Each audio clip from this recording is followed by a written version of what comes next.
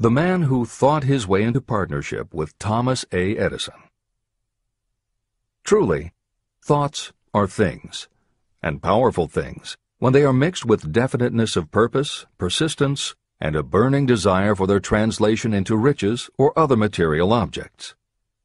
Some years ago, Edwin C. Barnes discovered how true it is that you really can think and grow rich. His discovery did not come about at one sitting. It came little by little, beginning with a burning desire to become a business associate of the great Thomas Edison. One of the chief characteristics of Barnes' desire was that it was definite. He wanted to work with Edison, not for him. Pay close attention to the story of how he turned his desire into reality, and you'll have a better understanding of the principles that lead to riches. When this desire, or this thought, first flashed into his mind, he was in no position to act upon it. Two problems stood in his way. He did not know Mr. Edison, and he did not have enough money to buy a train ticket to West Orange, New Jersey, where the famed Edison Laboratory was located. These problems would have discouraged the majority of people from making any attempt to carry out the desire. But his was no ordinary desire. The Inventor and the Tramp. Edwin C. Barnes presented himself at Mr. Edison's laboratory and announced that he had come to go into business with the inventor. Years later, in speaking about that first meeting, Mr. Edison said about Barnes, "He stood there before me looking like an ordinary tramp, but there was something in the expression of his face which conveyed the impression that he was determined to get what he had come after. I had learned from years of experience with men that when a man really desires a thing so deeply that he is willing to stake his entire future on a single turn of the wheel in order to get it, he is sure to win. I gave him the opportunity he asked for, because I saw he had made up his mind to stand by until he succeeded. Subsequent events proved that no mistake was made." It could not have been the young man's appearance that got him his start in the Edison office. That was definitely against him. It was what he thought that counted. Barnes did not get his partnership with Edison on his first interview. What he did get was a chance to work in the Edison offices at a very nominal wage. Months went by. Nothing happened to bring nearer the goal that Barnes had set as his definite major purpose. But something important was happening in Barnes' mind. He was constantly intensifying his desire to become the business associate of Edison. Psychologists have correctly said, when one is truly ready for a thing, it puts in its appearance. Barnes was ready for a business association with Edison, and he was determined to remain ready until he got what he was seeking. He did not say to himself, well, what's the use? I guess I'll change my mind and try for a salesman's job.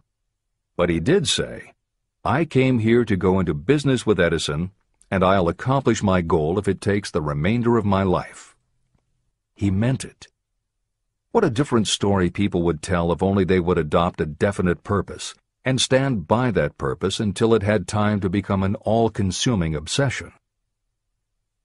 Maybe young Barnes did not know it at the time, but his bulldog determination and his persistence in focusing on a single desire was destined to mow down all opposition and bring him the opportunity he was seeking.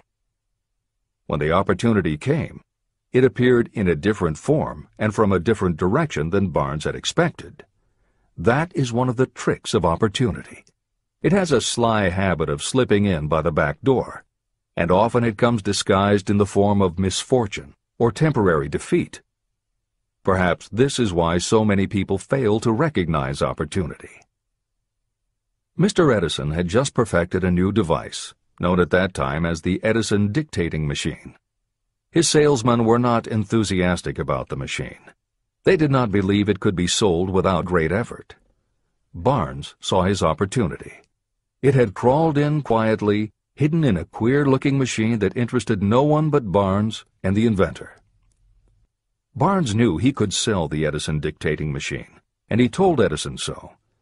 Edison decided to give him his chance. And Barnes did sell the machine. In fact, he sold it so successfully that Edison gave him a contract to distribute and market it all over the nation. Out of that business association, Barnes made himself rich in money, but he did something infinitely greater. He proved that you really can think and grow rich. How much actual cash that original desire of Barnes was worth to him, I have no way of knowing. Perhaps it brought him $2 or $3 million. Editor's comment: $3 million in the early years of the 20th century would be comparable to more than $50 million in terms of buying power at the beginning of the 21st century. This is the end of the editor's comment.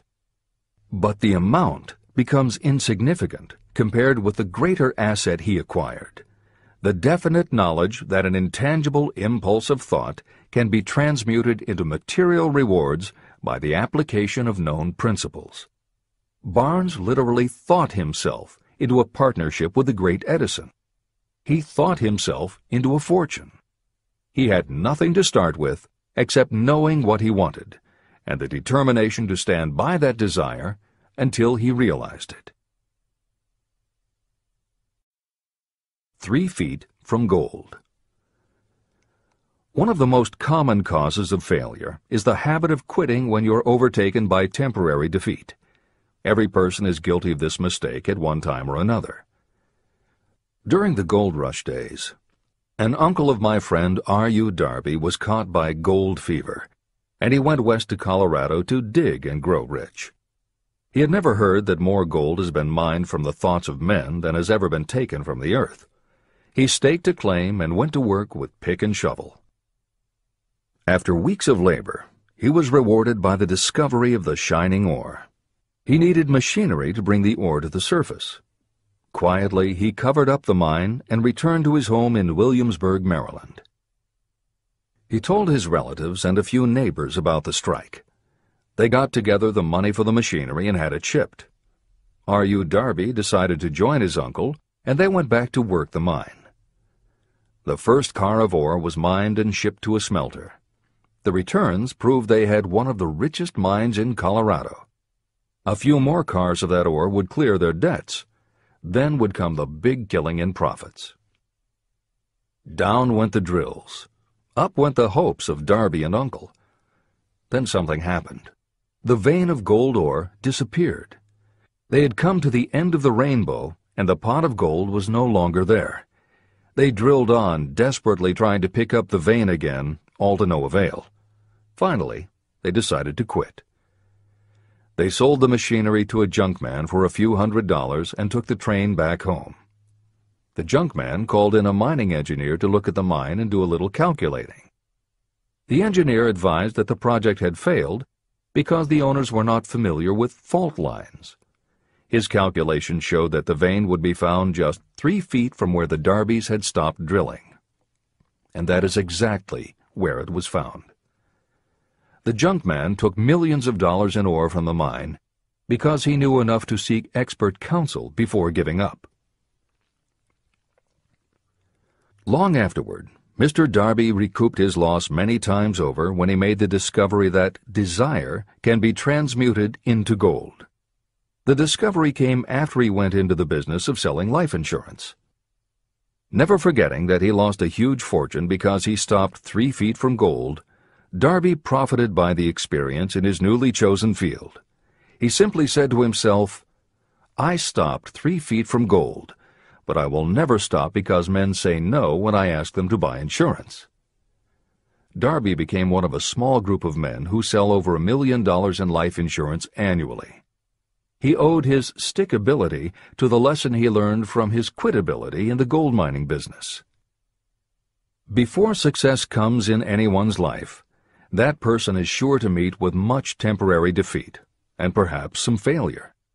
When defeat overtakes a person, the easiest and most logical thing to do is to quit. That is exactly what the majority of people do. More than 500 of the most successful people this country has ever known told me their greatest success came just one step beyond the point at which defeat had overtaken them. Failure is a trickster with a keen sense of irony and cunning. It takes great delight in tripping you just when success is almost within reach. Success consciousness. Before I go any further in the description of these principles, you should know this. When riches begin to come, they come so quickly and in such great abundance that you will wonder where they've been hiding during all those lean years.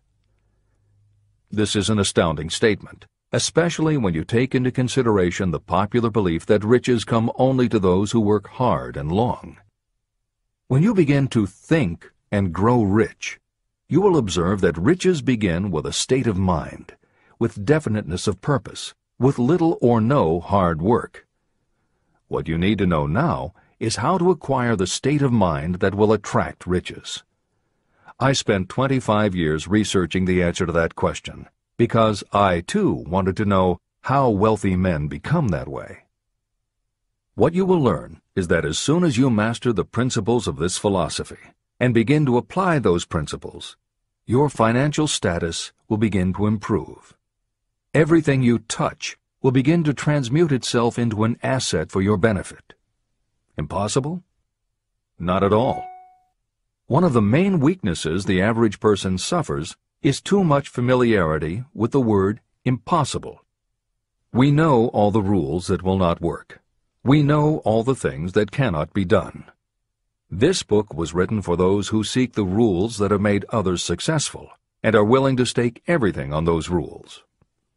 Success comes to those who become success-conscious. Failure comes to those who allow themselves to become failure-conscious. The object of this book is to help you learn the art of changing your mind from failure consciousness to success consciousness. Another weakness is the habit of measuring everything and everyone by your own impressions and beliefs. Some of you reading this will have trouble believing that you can think and grow rich because your thought habits have been steeped in poverty, misery, failure, and defeat. This kind of thinking reminds me of the story about the man who came from China to study at the University of Chicago. One day, President Harper met this young man on campus and stopped to chat with him for a few minutes. He asked what had impressed him as being the most noticeable characteristic of the American people. "Why," the student exclaimed, "the unusual shape of your eyes." It's all a matter of perspective and habit. The same is true of your belief in what a person can achieve. If you have formed the habit of seeing life only from your own perspective, you may make the mistake of believing that your limitations are in fact the proper measure of limitations. The impossible Ford V8 motor. When Henry Ford decided to produce his famous V8 motor, he chose to build an engine with the entire 8 cylinders cast in one block. Ford instructed his engineers to produce a design for the engine. The design was drawn up on paper, but the engineers agreed to a man that it was simply impossible to cast an 8-cylinder engine block in one piece. Ford said, "Produce it anyway." But they replied, "It's impossible." "Go ahead," Ford commanded, "and stay on the job until you succeed, no matter how much time is required." So the engineers went ahead. 6 months went by. Nothing happened. Another 6 months passed, and still nothing. The engineers tried every conceivable plan to carry out the orders, but the thing seemed out of the question. Impossible. At the end of the year, Ford again checked with his engineers, and again they told him they had found no way to carry out his orders. "Go right ahead," said Ford. "I want it, and I'll have it." They went ahead. And then, as if by a stroke of magic, the secret was discovered. The Ford determination had won once more. Henry Ford was a success because he understood and applied the principles of success. One of these principles is desire, knowing clearly what you want. Remember this Ford story as you continue reading this book. Pick out the lines in which the secrets of his stupendous achievement have been described. If you do this, if you can put your finger on those particular principles that made Henry Ford rich, you may equal his achievements in almost any calling for which you are suited.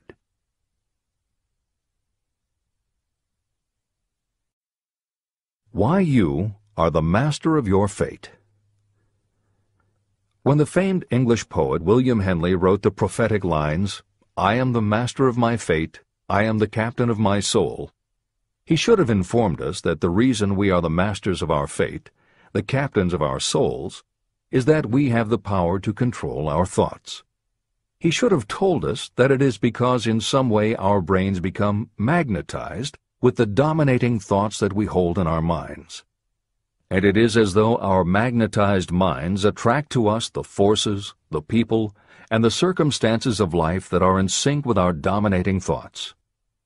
He should have told us that before we can accumulate riches in great abundance, we must magnetize our minds with intense desire for riches. That we must become money-conscious until the desire for money drives us to create definite plans for acquiring it. But, being a poet, Henley contented himself by stating a great truth in poetic form, leaving those who followed him to interpret the philosophical meaning of his lines. Little by little, the truth has unfolded itself, until I have come to know with certainty that the principles described in this book hold the secret of mastery over our economic fate. Principles that can change your destiny. We are now ready to examine the first of these principles, and as we do, I ask you to maintain a spirit of open-mindedness. Remember as you read that these principles are not my invention, nor are they the invention of any one person. These principles have worked for literally millions of people. You, too, can put them to work for you and your own enduring benefit. You will find it easy, not hard to do. Some years ago, I delivered the commencement address at Salem College in Salem, West Virginia. I emphasized with so much intensity the need to have a burning desire that one of the members of the graduating class became completely convinced and made it a cornerstone of his own philosophy. That young man became a congressman and an important factor in President Franklin D. Roosevelt's administration. He wrote me a letter in which he so clearly stated his opinion of the principle of desire outlined in the next chapter, that I have chosen to publish his letter as an introduction to that chapter. It gives you an idea of the rewards to come. My dear Napoleon, my service as a member of Congress having given me an insight into the problems of men and women, I am writing to offer a suggestion which may become helpful to thousands of worthy people. In 1922, you delivered the commencement address at Salem College, when I was a member of the graduating class.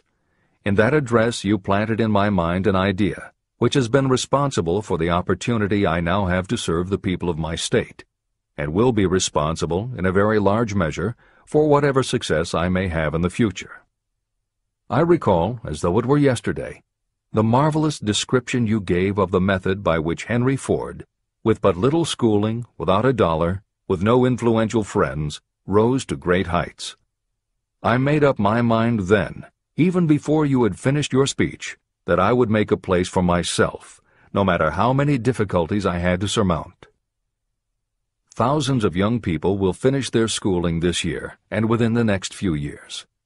Every one of them will be seeking just such a message of practical encouragement as the one I received from you. They will want to know where to turn, what to do to get started in life. You can tell them, because you have helped to solve the problems of so many, many people. There are thousands of people in America today who would like to know how they can convert ideas into money. People who must start from scratch, without finances, and recoup their losses. If anyone can help them, you can. If you publish the book, I would like to own the first copy that comes from the press, personally autographed by you. With best wishes, believe me, cordially yours, Jennings Randolph. Since that time in 1922, I watched Jennings Randolph rise to become one of the nation's leading airline executives, a great inspirational speaker, and a United States Senator from West Virginia. 35 years after I made that speech, it was my pleasure to return to Salem College in 1957 and deliver the baccalaureate sermon.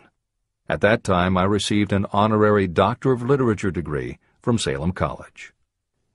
When Edwin C. Barnes climbed down from the freight train in West Orange, New Jersey, he may have resembled a tramp, but his thoughts were those of a king. As he made his way from the railroad tracks to Thomas A. Edison's office, his mind was at work. He saw himself standing in Edison's presence. He heard himself asking Mr. Edison for an opportunity to carry out the one consuming obsession of his life, a burning desire to become the business associate of the great inventor. Barnes' desire was not a hope. It was not a wish. It was a pulsating desire which transcended everything else. It was definite. A few years later, Edwin C. Barnes again stood before Edison in the same office where he first met the inventor. This time, his desire had been translated into reality. He was in business with Edison. The dominating dream of his life had become a reality. Barnes succeeded because he chose a definite goal, placed all his energy, all his willpower, all his effort. He put everything he had into achieving that goal. 5 years passed before the chance he had been seeking made its appearance. To everyone except himself, he appeared to be just another cog in the Edison business wheel. But in Edwin Barnes' own mind, he was the partner of Edison every minute from the very day that he first went to work there. It is a remarkable illustration of the power of a definite desire. Barnes won his goal because he wanted to be a business associate of Mr. Edison's more than he wanted anything else. He created a plan by which to attain that purpose, and he burned all bridges behind him. He stood by his desire until it became the dominating obsession of his life, and finally, a fact. When he went to West Orange, he did not say to himself, "I will try to induce Edison to give me a job of some sort." He said, "I will see Edison and put him on notice that I have come to go into business with him." He did not say, "I will keep my eyes open for another opportunity in case I fail to get what I want in the Edison organization." He said, "There is one thing in this world that I am determined to have, and that is a business association with Thomas A. Edison. I will burn all bridges behind me and stake my entire future on my ability to get what I want." He left himself no possible way of retreat. He had to win or perish. That is all there is to the Barnes story of success. Allow yourself no retreat. A long while ago, a great warrior faced a situation in which he had to make a decision that ensured his success on the battlefield. He was about to send his armies against a powerful foe whose men outnumbered his. He loaded his soldiers into boats, sailed to the enemy's country, and unloaded the soldiers and equipment. Then he gave the order to burn the ships that had carried them. Addressing his men before the first battle, he said, "You see the boats going up in smoke. That means we cannot leave these shores alive unless we win. We now have no choice. We win or we perish." They won. Every person who wins in any undertaking must be willing to burn his ships and cut all sources of retreat. That is the only way you can be sure of maintaining the state of mind known as a burning desire to win. It is essential to success. The morning after the Great Chicago Fire, a group of merchants stood on State Street, looking at the smoking remains of what had been their stores. They went into a conference to decide if they would try to rebuild or if they would leave Chicago and start over in a more promising section of the country. They decided to leave, all except one. The merchant who decided to stay and rebuild pointed a finger at the remains of his store and said, "Gentlemen, on that very spot I will build the world's greatest store, no matter how many times it may burn down." That was in 1871. The store was built. It still stands there today. The Marshall Field's department store is a towering monument to the power of that state of mind known as a burning desire. The easy thing would have been for Marshall Field to do exactly what his fellow merchants did. When the going was hard and the future looked dismal, they pulled up and went where the going seemed easier. Mark well this difference between Marshall Field and the other merchants. It is that difference which distinguishes those who succeed from those who fail. Every human being old enough to understand the value of money wishes for it, but wishing will not bring riches. Desiring riches, with a state of mind that becomes an obsession, then planning definite ways and means to acquire riches, and backing those plans with persistence, a persistence which does not recognize failure. That's what will bring riches. 6 ways to turn desire into gold. The method by which your desire for riches can be transmuted into its financial equivalent consists of 6 definite, practical steps. 1. Fix in your mind the exact amount of money you desire. It is not sufficient merely to say, "I want plenty of money." Be definite about the amount. There is a psychological reason for such definiteness explained in subsequent chapters. 2. Determine exactly what you intend to give in return for the money you desire. There is no such reality as something for nothing. 3. Establish a definite date when you intend to possess the money you desire. 4.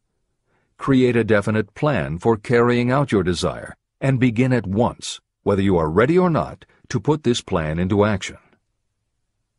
5. Now write it out. Write a clear, concise statement of the amount of money you intend to acquire. Name the time limit for its acquisition. State what you intend to give in return for the money, and describe clearly the plan through which you intend to accumulate it. 6. Read your written statement aloud, twice daily. Read it once just before retiring at night, and read it once after arising in the morning. As you read, see and feel and believe yourself already in possession of the money. It is important that you follow the instructions in these 6 steps. It is especially important that you observe and follow the instructions in the 6th step. You may complain that it is impossible for you to see yourself in possession of money before you actually have it. Here is where a burning desire will come to your aid. If you truly desire money so keenly that your desire is an obsession, you will have no difficulty in convincing yourself that you will acquire it. The object is to want money, and to become so determined to have it that you convince yourself you will have it. If you have not been schooled in the workings of the human mind, these instructions may appear impractical. It may help you to know that the information they convey was given to me by Andrew Carnegie, who made himself into one of the most successful men in American history. Carnegie began as an ordinary laborer in the steel mills, but managed, despite his humble beginning, to make these principles yield him a fortune of considerably more than $100 million. Editor's comment. In today's terms, the value of Carnegie's fortune would be at least $20 billion and probably a good deal more. End of editor's comment. It may be of further help to know that the 6 steps were carefully scrutinized by the famed inventor and successful businessman, Thomas A. Edison. He gave his stamp of approval, saying they are not only the steps essential for the accumulation of money, but also for the attainment of any goal. The steps call for no hard labor. They call for no sacrifice. To apply them does not call for a great amount of education. But the 6 steps do call for enough imagination to see and to understand that the accumulation of money cannot be left to chance or luck. You may as well know right here that you can never have riches in great quantity unless you can work yourself into a white heat of desire for money and actually believe you will possess it.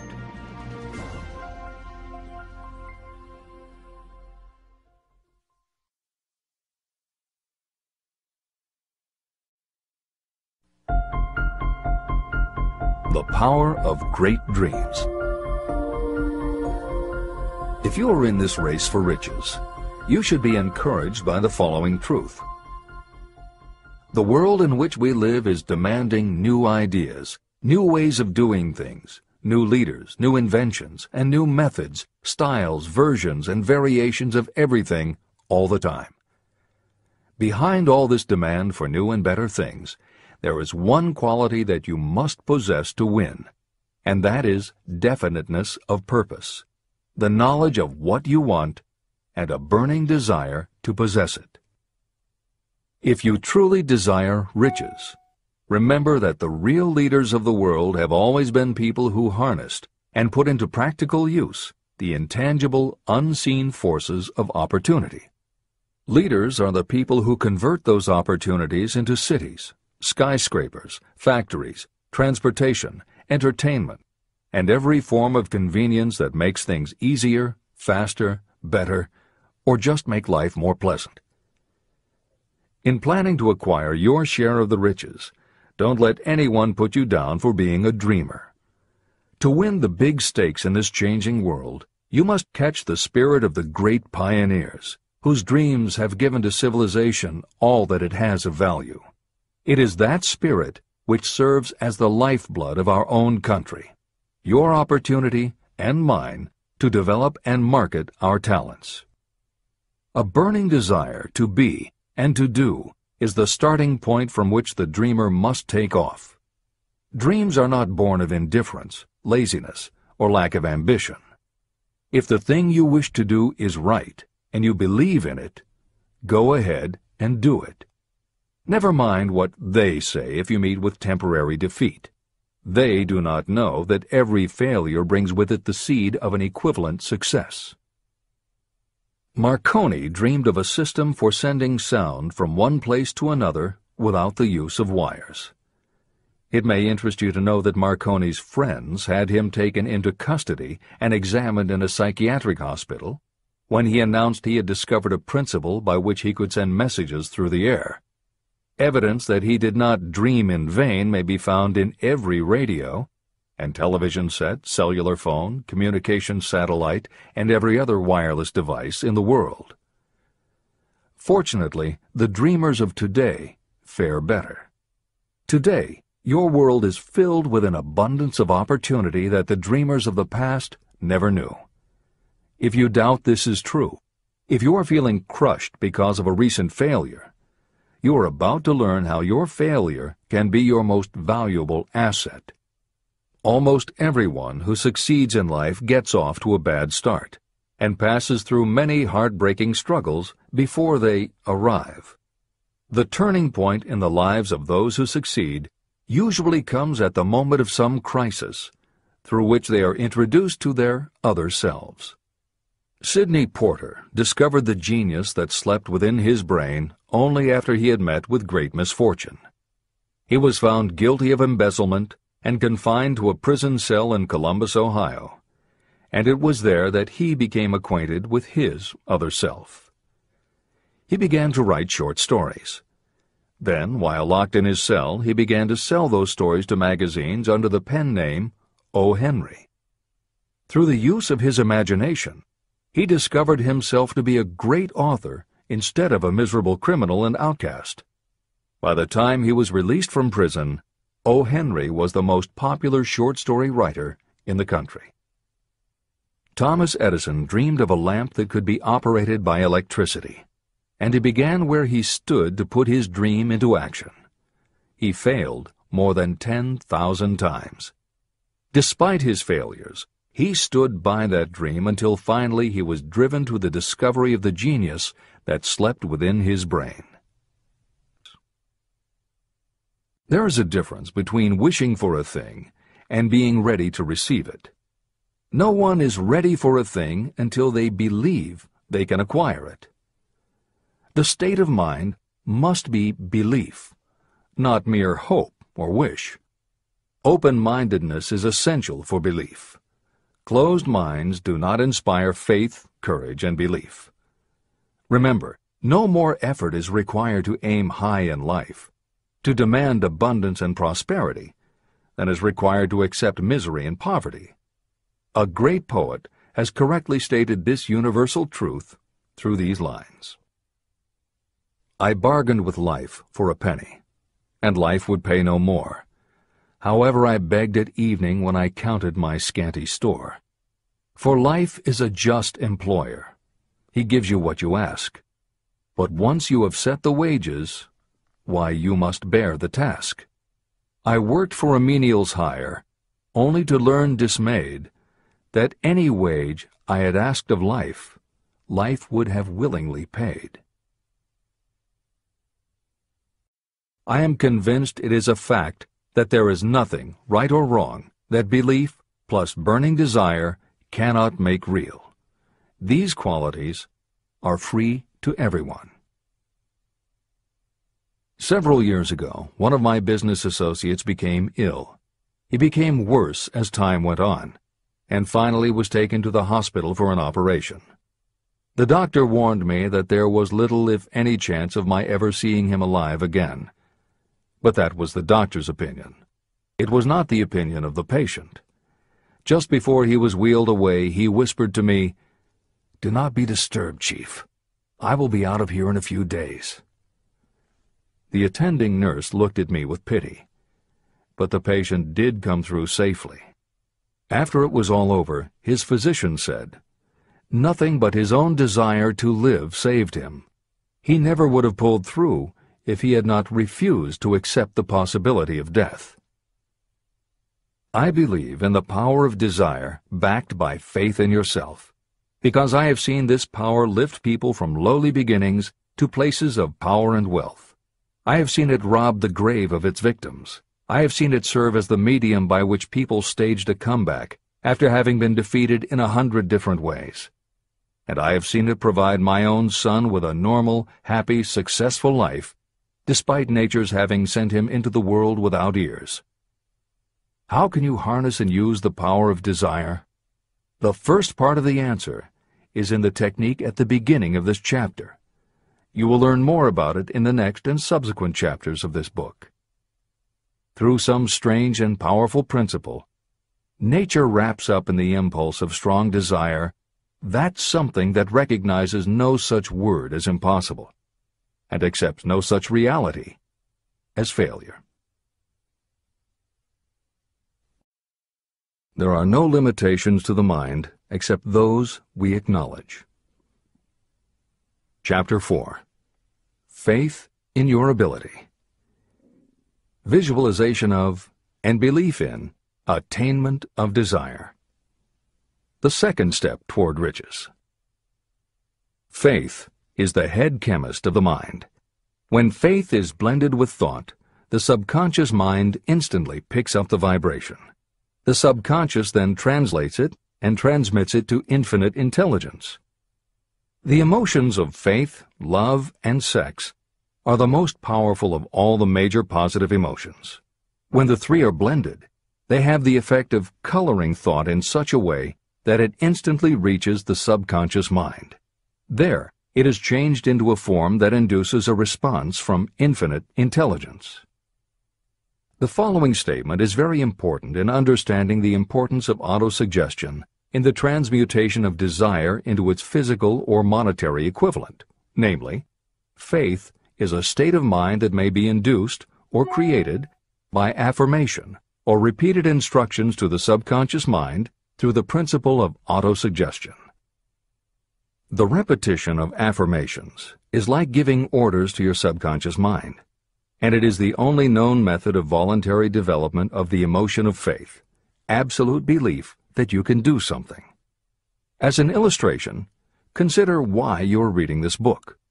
You want to acquire the ability to transmute the intangible thought impulse of desire into its physical counterpart, money. By following the instructions laid down in the later chapters on autosuggestion and the subconscious mind, you will learn techniques to convince your subconscious mind that you believe you will receive that for which you ask. Your subconscious will act upon that belief and pass it back to you in the form of faith, followed by definite plans for procuring that which you desire.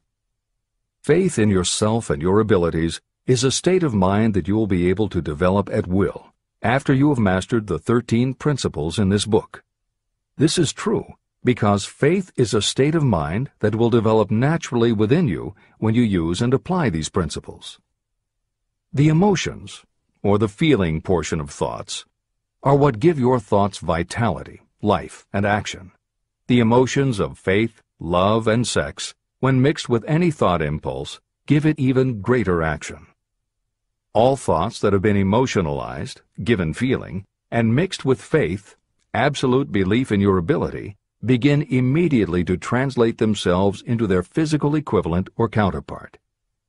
However, this is not only true of thought impulses that have been mixed with faith, but it is true with any emotion, including negative emotions.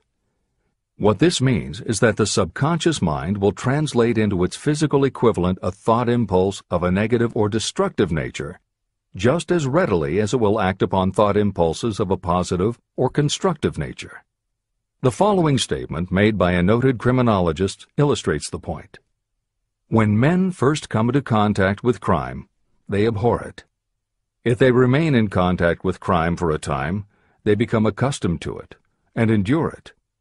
If they remain in contact with it long enough, they finally embrace it and become influenced by it.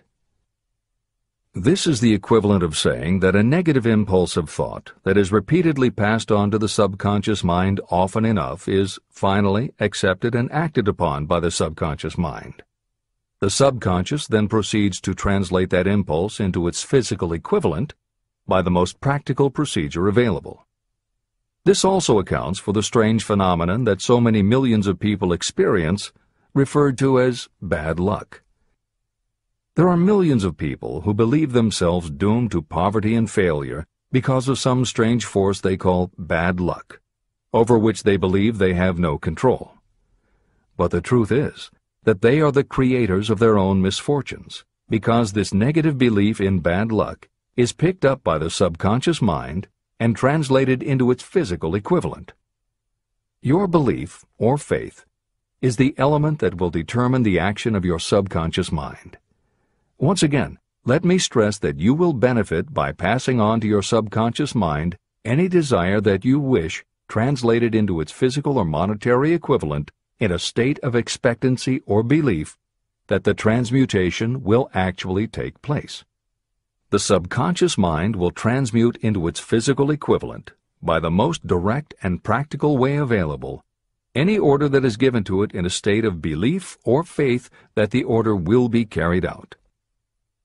At this point, it should also be noted that because of the way that the subconscious operates, there is nothing to stop you from deceiving your subconscious mind when giving it instructions through autosuggestion. That is what I did when I deceived my son's subconscious mind. To make this deception more realistic, when you call upon your subconscious mind, you must conduct yourself just as you would if you were already in possession of the material thing that you are demanding. You can deceive your subconscious through autosuggestion. If you convincingly plant an idea in your subconscious will accept and work with the idea as though it were a fact. But the key word is convincingly.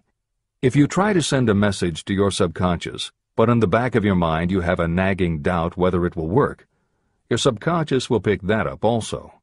You will have sent mixed messages that cancel each other out. That is why Hill stresses the importance of doing it with faith. Your subconscious will not judge if it is true or false, positive or negative, but it does respond to the power of the input, how emotionalized the thought is. It is essential for you to encourage the positive emotions as the dominating forces of your mind. But faith in yourself doesn't come from merely reading instructions. Now that you understand the theory, you must begin to apply it. By experimenting and practicing, you will develop your ability to mix faith with any order you give to your subconscious. When you have faith in your ability, then you can give your subconscious mind instructions, which it will accept and act upon immediately. When your mind is dominated by positive emotions, it will encourage the state of mind known as faith. Faith in yourself is a state of mind that you can create by autosuggestion. All through the ages, religious leaders have admonished people to have faith. They say to have faith in this, that, and the other dogma or creed, but they have failed to tell people how to have faith. They have not stated that faith is a state of mind that may be induced by self-suggestion. In language that anyone can understand, this book explains the principle through which faith in your ability to accomplish a goal may be developed where it does not already exist.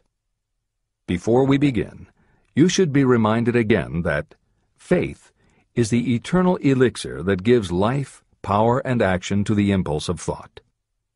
Faith is the starting point of all accumulation of riches. Faith is the basis of all miracles and of all mysteries that cannot be analyzed by the rules of science.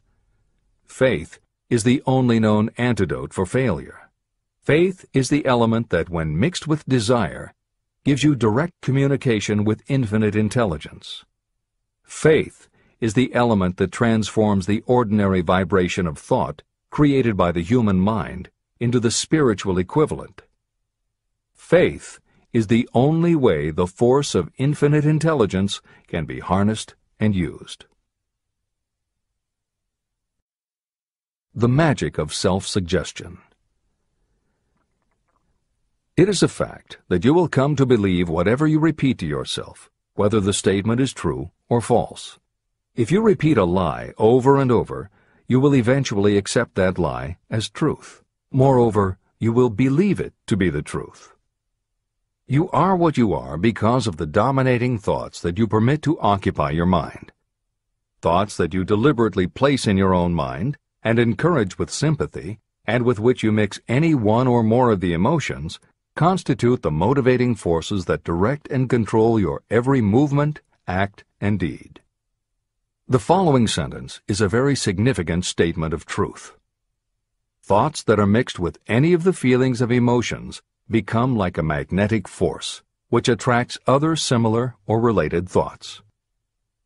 A thought that is magnetized with one of the emotions may be compared to a seed. When it is planted in fertile soil, it germinates, grows, and multiplies itself over and over again. What was originally one small seed becomes countless millions of seeds of the same kind. The human mind is constantly attracting vibrations that are in sync with whatever dominates the mind. Any thought, idea, plan, or purpose that you hold in your mind attracts a host of its relatives. Add these relatives to its own force, and it grows until it becomes the prime motivator of the person in whose mind it has been housed. Now, let us go back to the starting point.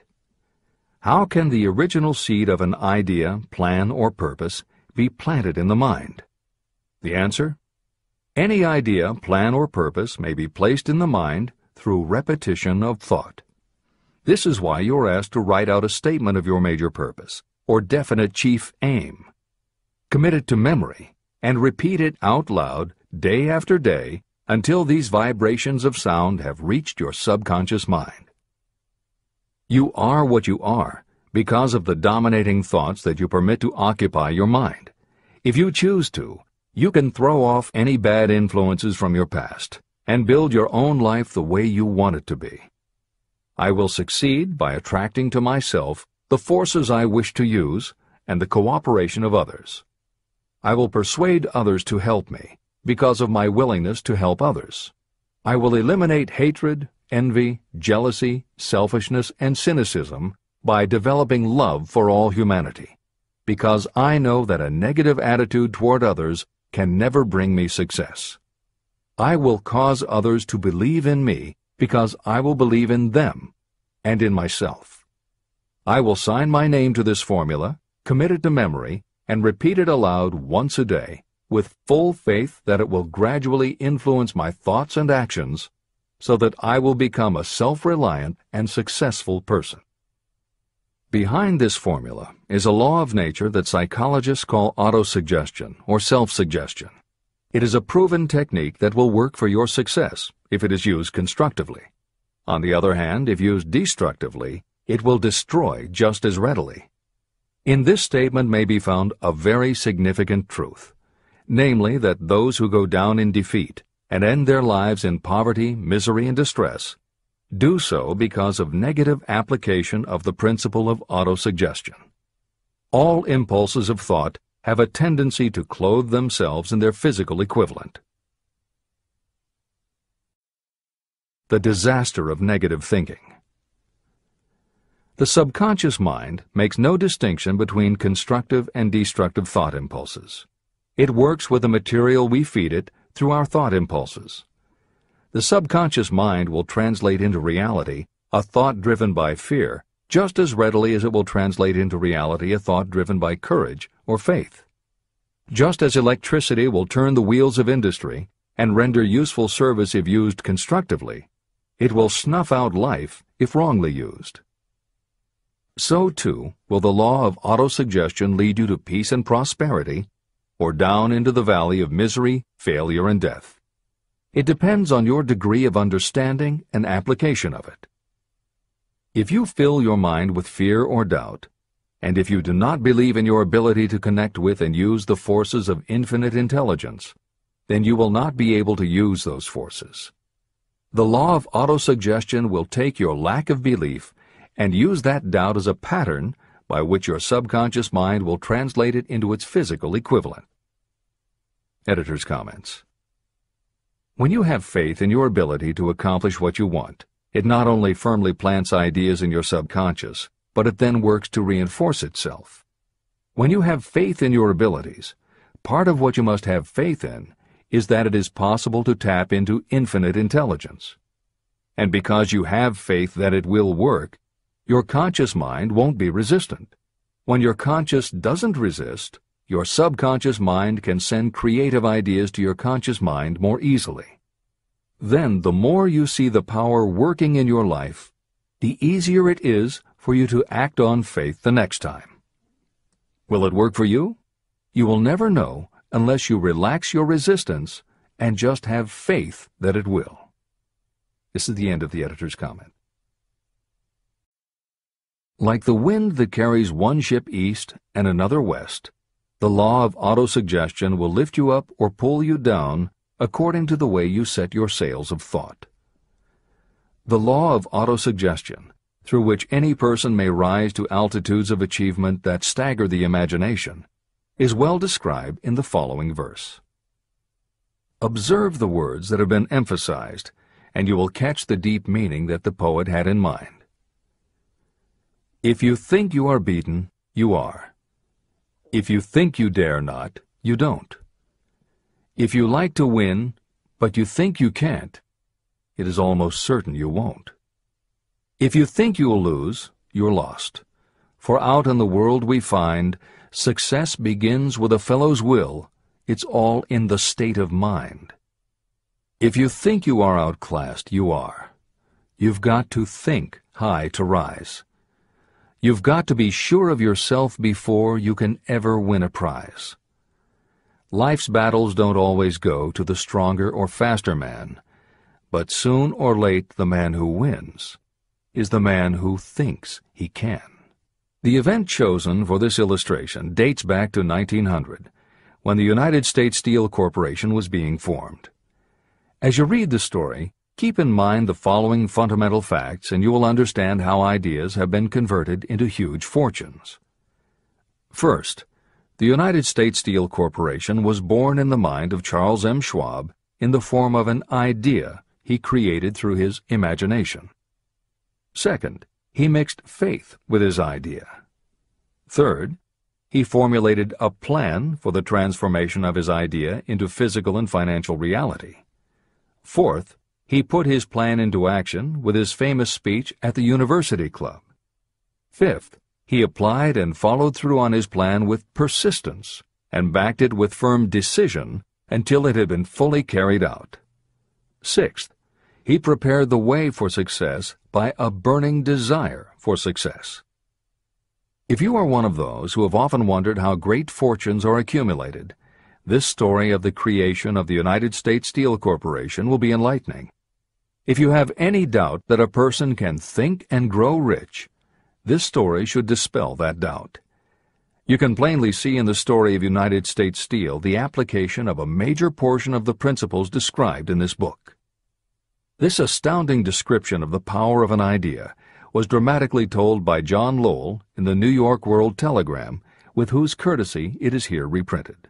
When on the evening of December 12, 1900, some 80 of the nation's financial nobility gathered in the banquet hall of the University Club on Fifth Avenue to do honor to a young man from out of the West, not half a dozen of the guests realized they were to witness the most significant episode in American industrial history. J. Edward Simmons and Charles Stewart Smith, their hearts full of gratitude for the lavish hospitality bestowed on them by Charles M. Schwab during a recent visit to Pittsburgh, had arranged the dinner to introduce the 38-year-old steel man to Eastern banking society. But they didn't expect him to stampede the convention. They warned him, in fact, that the bosoms within New York's stuffed shirts would not be responsive to oratory, and that if he didn't want to bore the Stillmans and Harrimans and Vanderbilts, he had better limit himself to 15 or 20 minutes of polite vaporings and let it go at that. Even John Pierpont Morgan, sitting on the right hand of Schwab as became his imperial dignity, intended to grace the banquet table with his presence only briefly, and so far as the press and public were concerned, the whole affair was of so little moment that no mention of it found its way into print the next day. So the two hosts and their distinguished guests ate their way through the usual 7 or 8 courses. There was little conversation, and what there was of it was restrained. Few of the bankers and brokers had met Schwab, whose career had flowered along the banks of the Monongahela, and none knew him well. But before the evening was over, they, and with them Money Master Morgan, were to be swept off their feet, and a billion-dollar baby, the United States Steel Corporation, was to be conceived. It is perhaps unfortunate for the sake of history that no record of Charlie Schwab's speech at the dinner ever was made. It is probable, however, that it was a homely speech, somewhat ungrammatical, for the niceties of language never bothered Schwab, full of epigram and threaded with wit.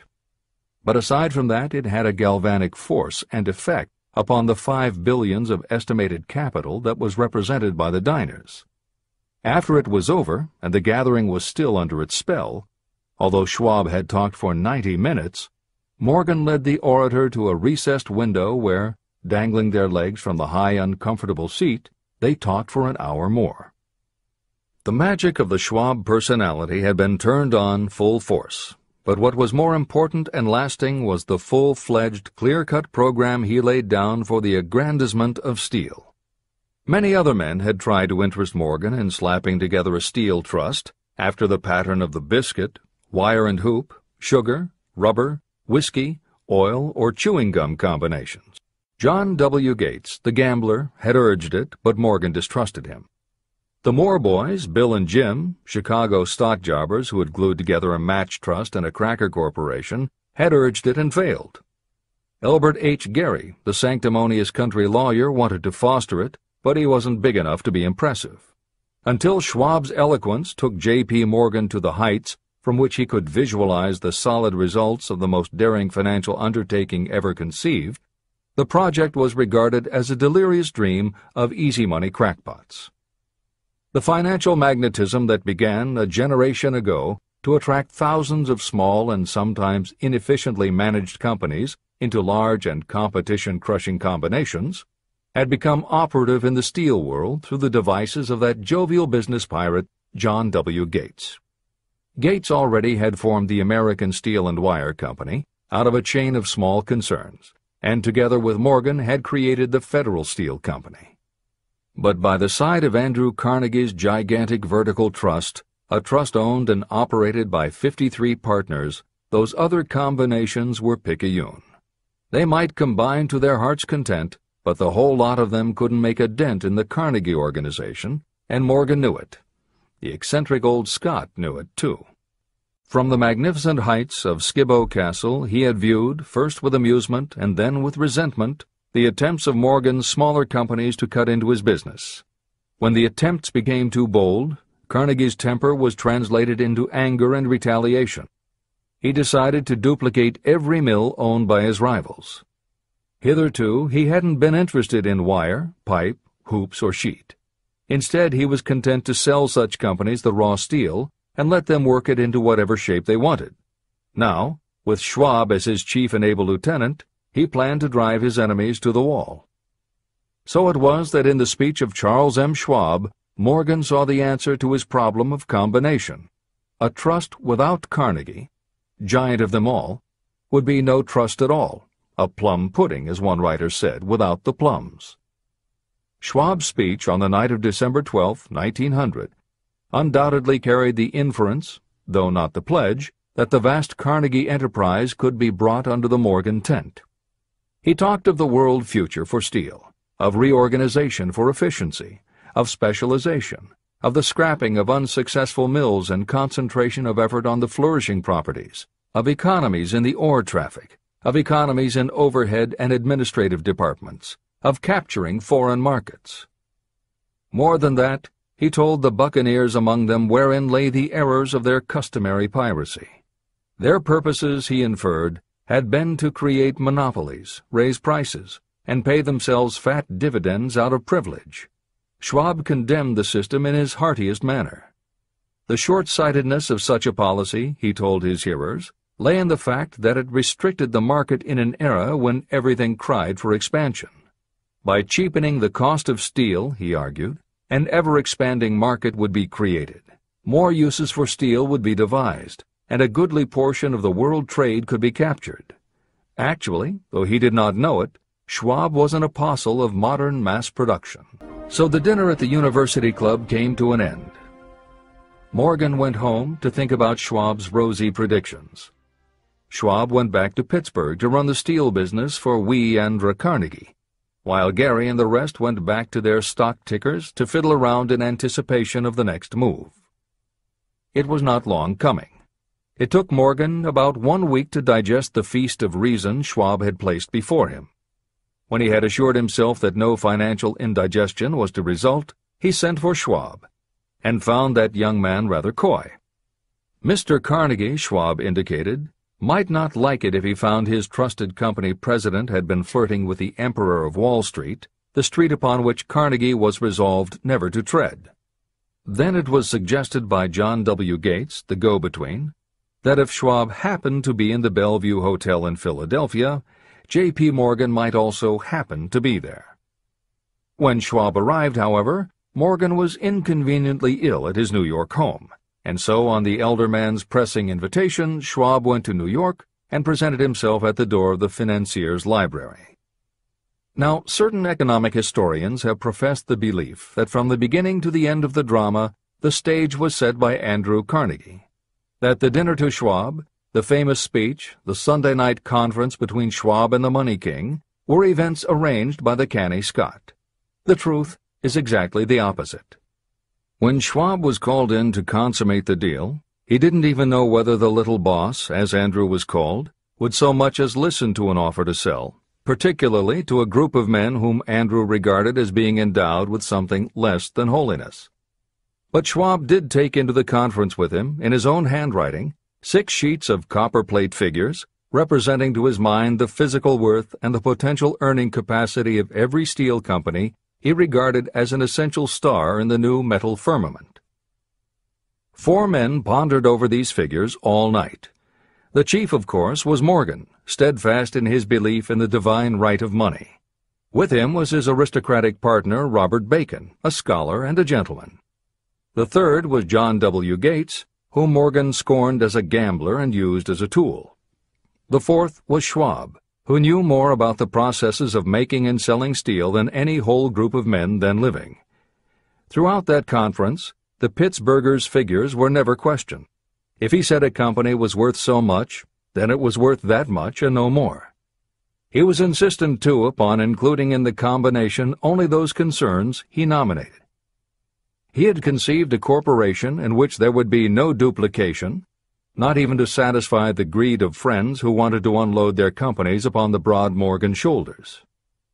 When dawn came, Morgan rose and straightened his back. Only one question remained. "Do you think you can persuade Andrew Carnegie to sell?" he asked. "I can try," said Schwab. "If you can get him to sell, I will undertake the matter," said Morgan. So far, so good. But would Carnegie sell? How much would he demand? Schwab thought about $320 million. What would he take payment in? Common or preferred stocks? Bonds? Cash? Nobody could raise $350 million in cash. There was a golf game in January on the frost-cracking heath of the St. Andrews Links in Westchester, with Andrew bundled up in sweaters against the cold and Charlie talking volubly as usual to keep his spirits up. But no word of business was mentioned, until the pair sat down in the cozy warmth of the Carnegie cottage nearby. Then, with the same persuasiveness that had hypnotized 80 millionaires at the University Club, Schwab poured out the glittering promises of retirement and comfort, of untold millions to satisfy the old man's social caprices. Carnegie capitulated, wrote a figure on a slip of paper, handed it to Schwab and said, "All right, that's what we'll sell for." The figure was approximately $400 million, and was reached by taking the $320 million mentioned by Schwab as a basic figure, and adding to it $80 million to represent the increased capital value over the previous 2 years. Later, on the deck of a transatlantic liner, the Scotsman said ruefully to Morgan, "I wish I had asked you for $100 million more." "If you had asked for it, you'd have gotten it," Morgan told him cheerfully. There was an uproar, of course. A British correspondent cabled that the foreign steel world was appalled by the gigantic combination. President Hadley of Yale declared that unless trusts were regulated, the country might expect an emperor in Washington within the next 25 years. But that able stock manipulator Keene went at his work of shoving the new stock at the public so vigorously that all the excess water, estimated by some at nearly $600 million, was absorbed in a twinkling. So Carnegie had his millions, and the Morgan Syndicate had $62 million for all its trouble, and all the boys, from Gates to Gary, had their millions. Editor's comment. The 38-year-old Charles M. Schwab had his reward, too. He was made president of the new corporation, United States Steel, and remained in control until 1930. When Schwab left U.S. Steel, he went on to found the mammoth Bethlehem Steel Corporation, of which he also became president. This is the end of the editor's comment. Riches begin with thought. The dramatic story of big business that you have just finished is a perfect illustration of the method by which desire can be transmuted into its physical equivalent. That giant organization was created in the mind of one man. The plan by which the organization was provided with the steel mills that gave it financial stability was created in the mind of the same man. His faith, his desire, his imagination, his persistence were the real ingredients that went into United States Steel. The steel mills and equipment acquired by the corporation, after it had been brought into legal existence, were incidental. However, careful analysis reveals that the appraised value of the properties acquired by the corporation increased in value by an estimated $600 million, approximately $12 billion today. The increase in value of the assets is attributable to the mere transaction that consolidated them under one management. In other words, Charles M. Schwab's idea, plus the faith with which he conveyed it to the minds of J.P. Morgan and the others, was marketed for a profit of approximately $600 million. Not an insignificant sum for a single idea. The United States Steel Corporation prospered and became one of the richest and most powerful corporations in America, employing thousands of people, developing new uses for steel and opening new markets, thus proving that the $600 million in profit that the Schwab idea produced was earned. Riches begin in the form of thought. The amount is limited only by the person in whose mind the thought is put into motion. Faith removes limitations. Remember this when you are ready to bargain with life for whatever it is that you ask as your price for having passed this way. Editor's comments. In the years since that article appeared in the New York World Telegram, the well-told business story has become its own genre within the publishing industry. There are best-selling books and biographies by and about the insiders who run every industry. The editors of this edition of Think and Grow Rich strongly encourage you to sample some of these books. They can be entertaining and inspirational, and in them you will be able to see examples of Hill's principles of success at work in the real world. The best of them are not only entertaining and inspirational, but they are filled with ideas and techniques you can adapt and use. There are literally too many bestsellers from which to select a best-of listing for inclusion here. Any such choice the editors might make would not necessarily be the best, but merely reflective of the interests of the person doing the choosing.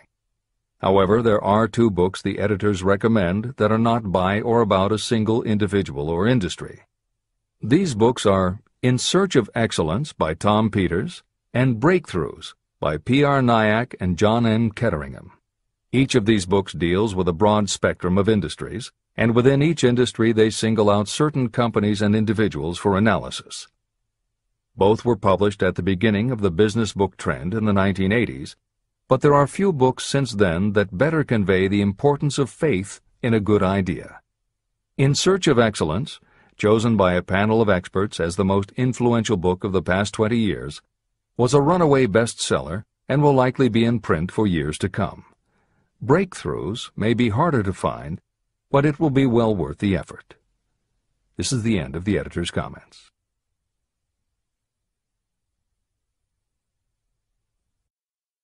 A quitter never wins, and a winner never quits.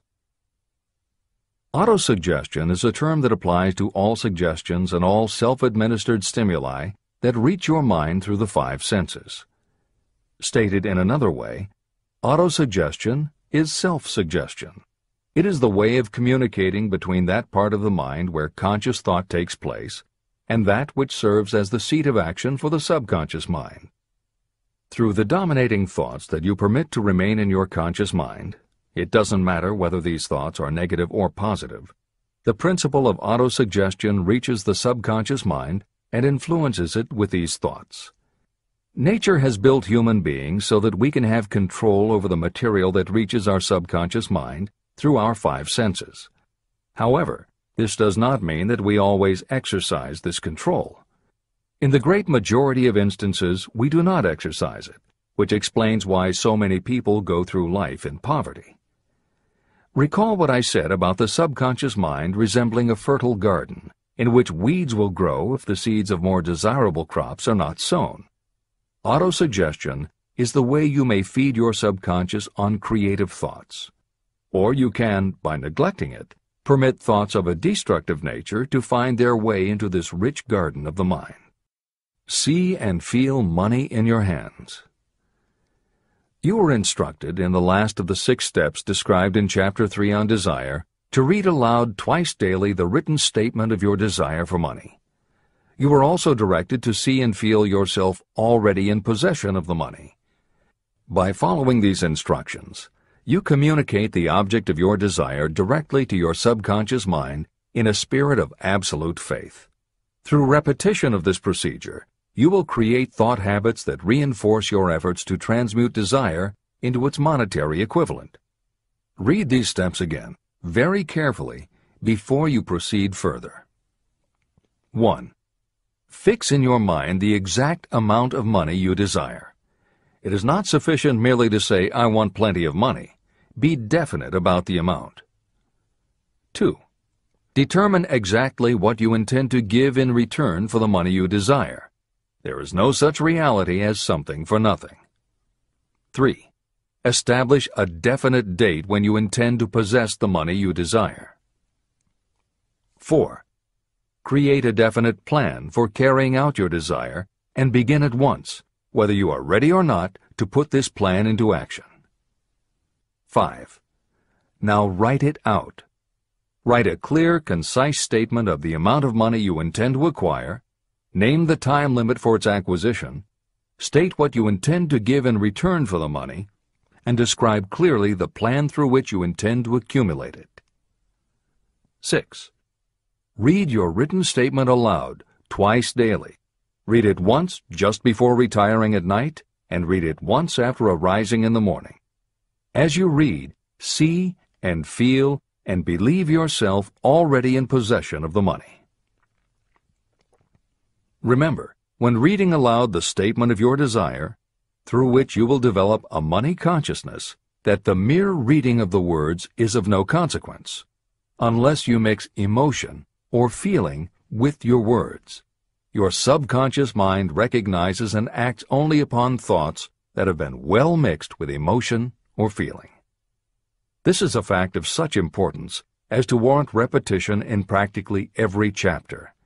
The lack of understanding of this is the main reason the majority of people who try to apply the principle of autosuggestion get no desirable results. Plain, unemotional words do not influence the subconscious mind.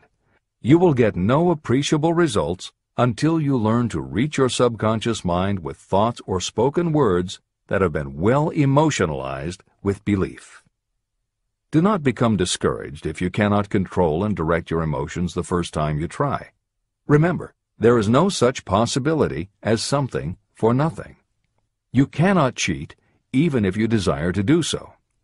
The price of ability to influence your subconscious mind is persistence in applying the principles described here. You cannot develop the desired ability for a lower price. You, and you alone, must decide whether or not the reward, the money consciousness, is worth the price you must pay for it in effort. Your ability to use the principle of autosuggestion will depend very largely upon your capacity to concentrate on a given desire until that desire becomes a burning obsession. How to strengthen your powers of concentration. When you begin to carry out the instructions in the 6 steps, it will be necessary for you to make use of the principle of concentration. Following are suggestions for the effective use of concentration. When you begin the first of the 6 steps, which instructs you to fix in your own mind the exact amount of money you desire, close your eyes and hold your thoughts on that amount of money until you can actually see the physical appearance of the money. Do this at least once each day. As you go through these exercises, follow the instructions given in Chapter 4 on faith, and see yourself actually in possession of the money. Here is a most significant fact. The subconscious mind takes any orders given to it in a spirit of absolute faith and acts upon those orders. But the orders often have to be presented over and over again, repeated positive affirmation, before they are interpreted by the subconscious mind. Because of this, you might consider the possibility of playing a perfectly legitimate trick on your subconscious mind.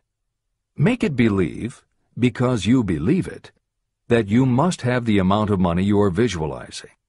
Make it believe that this money is already awaiting your claim, so the subconscious mind must hand over to you practical plans for acquiring the money that is yours.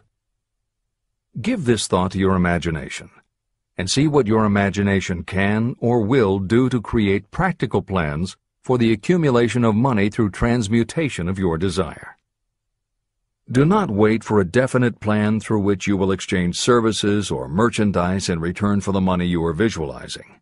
Just start right now to see yourself in possession of the money, demanding, and expecting that your subconscious mind will hand over the plans you need. Be on the alert for these plans, and when they appear, put them into action immediately. When the plans appear, they will probably flash into your mind in the form of an inspiration or intuition from infinite intelligence. Treat it with respect and act upon it as soon as you receive it. In the 4th of the 6 steps, you are instructed to create a definite plan for carrying out your desire and begin at once to put this plan into action. Do the same thing here. Close your eyes and create in your mind a vivid image of you carrying out the instructions. Do not trust to your reason when creating your plan for accumulating money through the transmutation of desire. Your reasoning faculty may be lazy, and if you depend entirely upon it to serve you, it may disappoint you. When visualizing the money you intend to accumulate, see yourself rendering the service or delivering the merchandise you intend to give in return for this money. This is important. The instructions given previously for the steps necessary in your desire for money will now be summarized and blended with the principles covered by this chapter, as follows. 1. Go to some quiet spot, preferably in bed at night, where you will not be disturbed or interrupted. Close your eyes and repeat aloud, so that you may hear your own words, the written statement of the amount of money you intend to accumulate. Be specific about the time limit for its accumulation, and a description of the service or merchandise you intend to give in return for the money. As you carry out these instructions, see yourself already in possession of the money. For example, Suppose that you intend to accumulate $50,000 by the 1st of January, 5 years from now, and that you intend to give your personal services as a salesperson in return for the money. Your written statement of your purpose should be similar to the following. By the 1st day of January, I will have in my possession $50,000, which will come to me in various amounts from time to time during the interim. In return for this money, I will give the most efficient service of which I am capable. I will give the fullest possible quantity and the best possible quality of service as a salesperson of, and describe the service or merchandise you intend to sell. I believe that I will have this money in my possession. My faith is so strong that I can now see this money before my eyes. I can touch it with my hands. It is now awaiting transfer to me at the time and in the proportion that I deliver the service in return for it. I am awaiting a plan for getting this money, and I will follow that plan when it is received. 2. Repeat this program night and morning until you can see in your imagination the money you intend to accumulate. 3. Place a written copy of your statement where you can see it night and morning, and read it just before retiring and upon rising until it has been memorized. Surround yourself with books, pictures, mottos, and other suggestive devices. Pick things that symbolize and reinforce achievement and self-reliance. Constantly add to your collection, and move things to new places where you can see them in a different light and in association with different things. I had a friend who was a realtor who kept her $1 Million Club certificate over her desk to remind herself of what she was capable. One day she took it down to dust and set it on top of a newspaper. When she picked it up again, she saw beneath it an article about the new football coach who had been hired at the university. Guess who bought a house she had been struggling to sell? Remember, as you carry out these instructions, that you are applying the principle of autosuggestion for the purpose of giving orders to your subconscious mind. Remember also that your subconscious mind will act only upon instructions that are emotionalized and handed over to it with feeling. Faith is the strongest and most productive of the emotions. These instructions may at first seem abstract. Do not let this disturb you. Follow the instructions no matter how abstract or impractical they may appear to be. If you do as you have been instructed, in spirit as well as in act, the time will soon come when a whole new universe of power will unfold to you. Skepticism, in connection with all new ideas, is characteristic of all human beings. If you follow the instructions, your skepticism will soon be replaced by belief, and belief will become crystallized into absolute faith. Many philosophers have made the statement that man is the master of his own earthly destiny, but most of them have failed to say why he is the master. The reason that man may become the master of himself and of his environment is because he has the power to influence his own subconscious mind. The actual performance of transmuting desire into money is through autosuggestion. That is the principle by which you can reach and influence the subconscious mind. The other principles are simply tools with which to apply autosuggestion. Keep this thought in mind, and you will at all times be conscious of the important part the principle of autosuggestion is to play in your efforts to accumulate money through the methods described in this book. After you have read the entire book, come back to this chapter and follow in spirit and in action this instruction.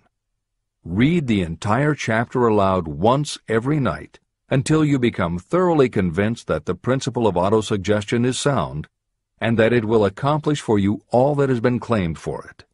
As you read, underscore with a pencil every sentence that impresses you.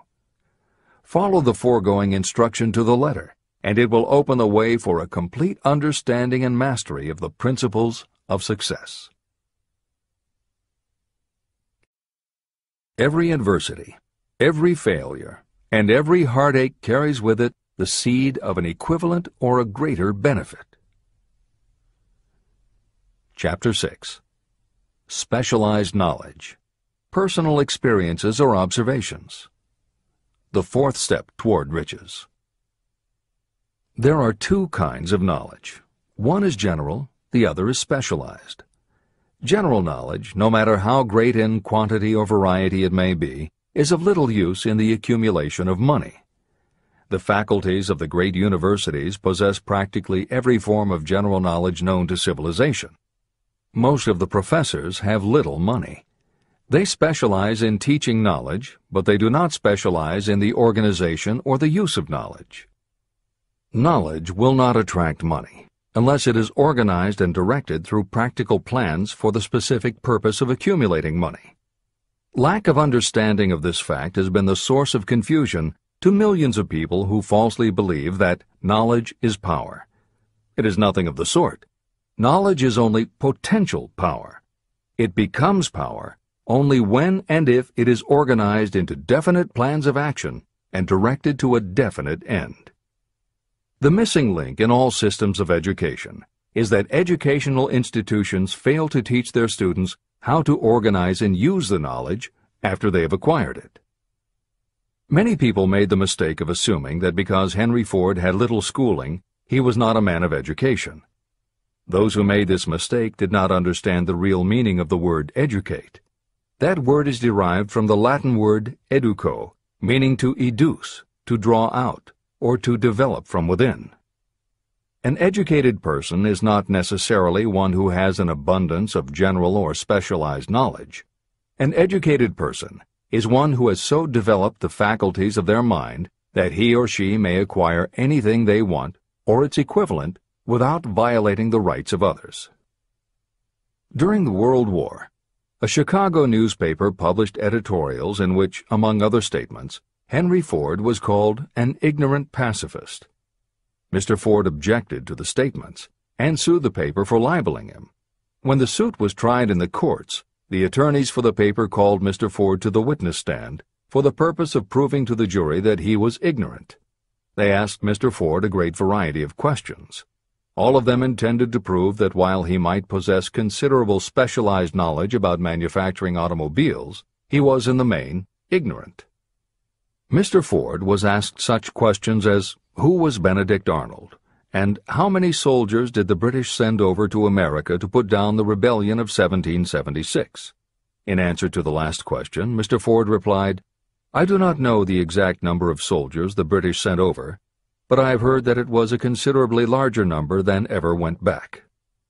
Finally, Mr. Ford became tired of this line of questioning. In reply to a particularly offensive question, he leaned over, pointed his finger at the lawyer who had asked the question, and said, If I should really want to answer the foolish question you have just asked, or any of the other questions you have been asking me, let me remind you that I have a row of electric push-buttons on my desk, and by pushing the right button I can summon to my aid men who can answer any question I desire to ask concerning the business to which I am devoting most of my efforts. Now, will you kindly tell me why I should clutter up my mind with general knowledge for the purpose of being able to answer questions when I have men around me who can supply any knowledge I require? That answer floored the lawyer. Every person in the courtroom realized it was the answer not of an ignorant man, but of a man of education. Any person is educated who knows where to get knowledge when they need it and how to organize that knowledge into definite plans of action. Through the assistance of his mastermind group, Henry Ford had at his command all the specialized knowledge he needed to become one of the wealthiest men in America. It was not essential that he have this knowledge in his own mind. You can get all the knowledge you need.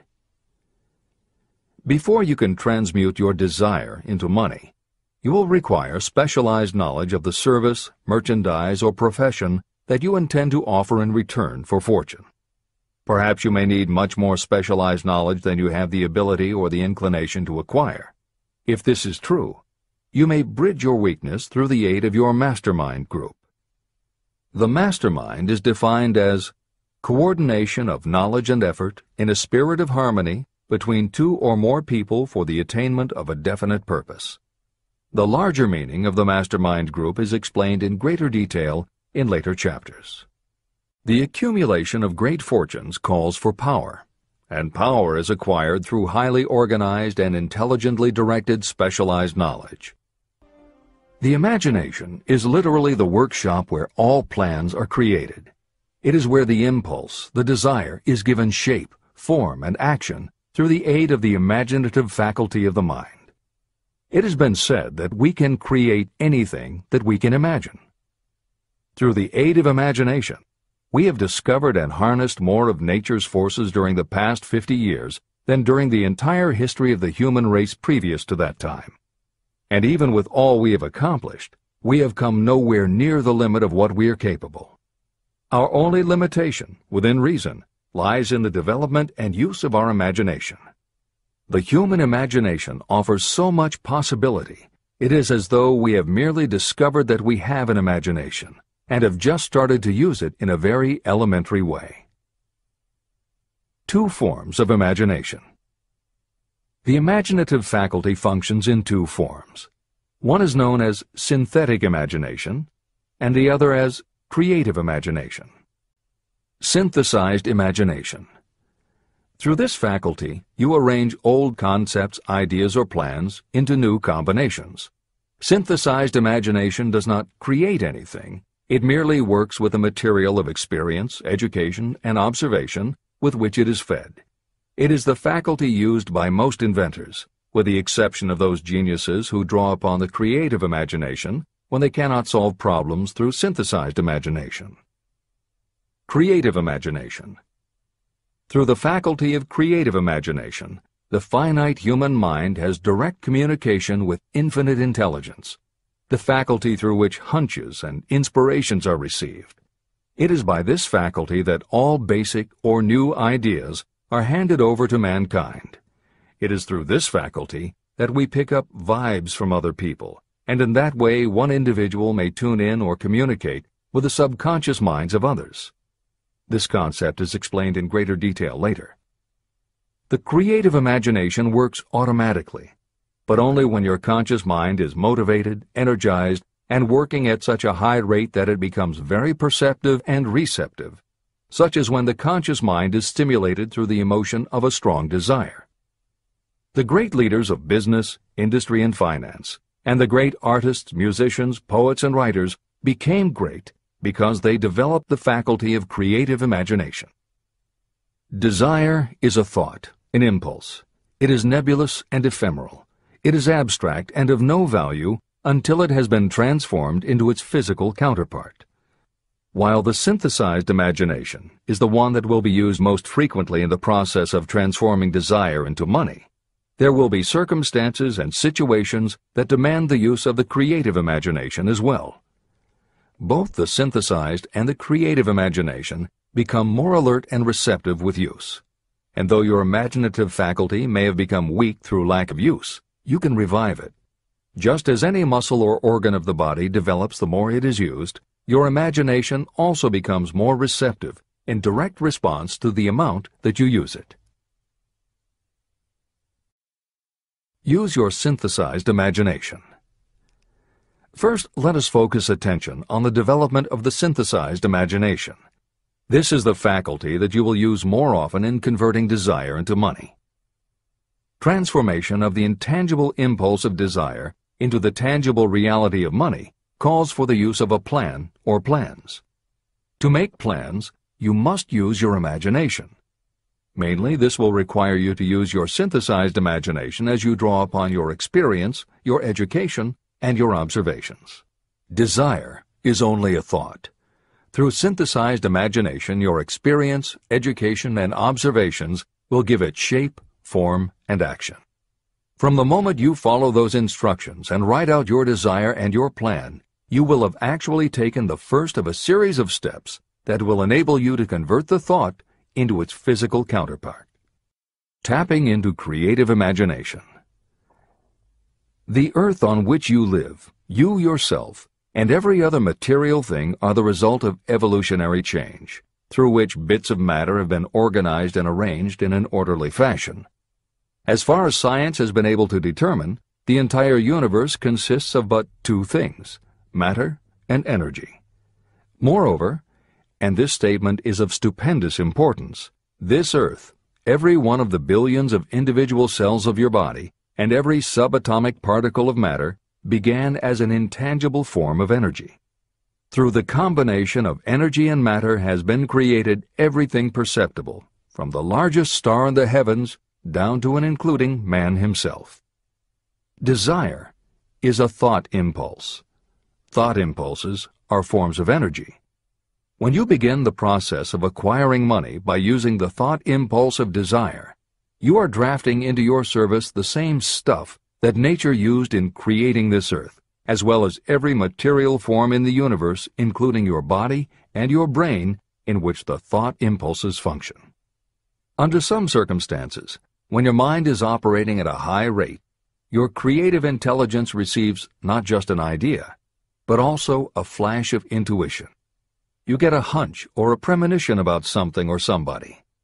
That flash could not come from your conscious or your subconscious, because neither ever had the information. Because everything is a part of everything else, your creative imagination, energy, pulled the thought, energy, directly from the common pool of infinite intelligence, energy, that contains not just your subconscious, energy, but all other subconscious minds, energy, as well. What I would do if I had $1 million. The following story proves the truth of that old saying, where there's a will, there's a way. It was told to me by that beloved educator and clergyman Frank W. Gonzalez, who began his preaching career in the Stockyards region of Chicago. While Dr. Gonzalez was going through college, he observed many defects in our educational system, defects that he believed he could correct if he were the head of a college. He made up his mind to organize a new college in which he could carry out his ideas without being handicapped by orthodox methods of education. He needed $1 million to put the project across. Where was he to lay his hands on so large a sum of money? That was the question that absorbed most of this ambitious young preacher's thought, but he couldn't seem to make any progress. Every night, he took that thought to bed with him. He got up with it in the morning. He took it with him everywhere he went. He turned it over and over in his mind until it became a consuming obsession with him. Being a philosopher as well as a preacher, Dr. Gonzalez recognized, as do all who succeed in life, that definiteness of purpose is the starting point from which one must begin. He recognized, too, that definiteness of purpose takes on life and power when backed by a burning desire to translate that purpose into its material equivalent. He knew all these great truths, yet he did not know where or how to lay his hands on $1 million. The normal thing would have been to give up and quit, saying, "Ah, well, my idea's a good one, but I can't do anything with it because I can't raise the $1 million." That is exactly what the majority of people would have said, but it is not what Dr. Gonzalez said. What he said, and what he did, are so important that I will now introduce him and let him speak for himself. One Saturday afternoon, I sat in my room thinking of ways and means of raising the money to carry out my plans.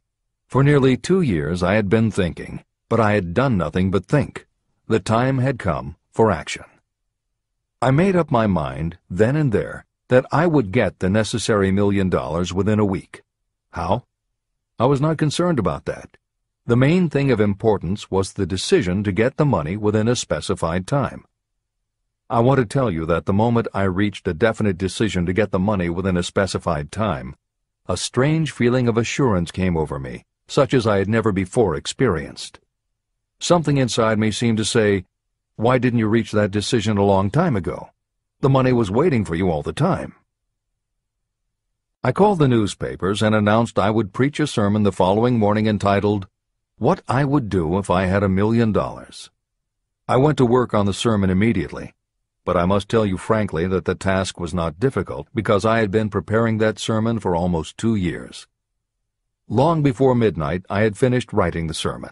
I went to bed and slept with a feeling of confidence, for I could see myself already in possession of the $1 million. Next morning I arose early, went into the bathroom, read the sermon, then knelt on my knees and asked that my sermon might come to the attention of someone who would supply the needed money. While I was praying, I again had that feeling of assurance that the money would be forthcoming. in my excitement. I walked out without my sermon and did not discover the oversight until I was in my pulpit and about ready to begin delivering it.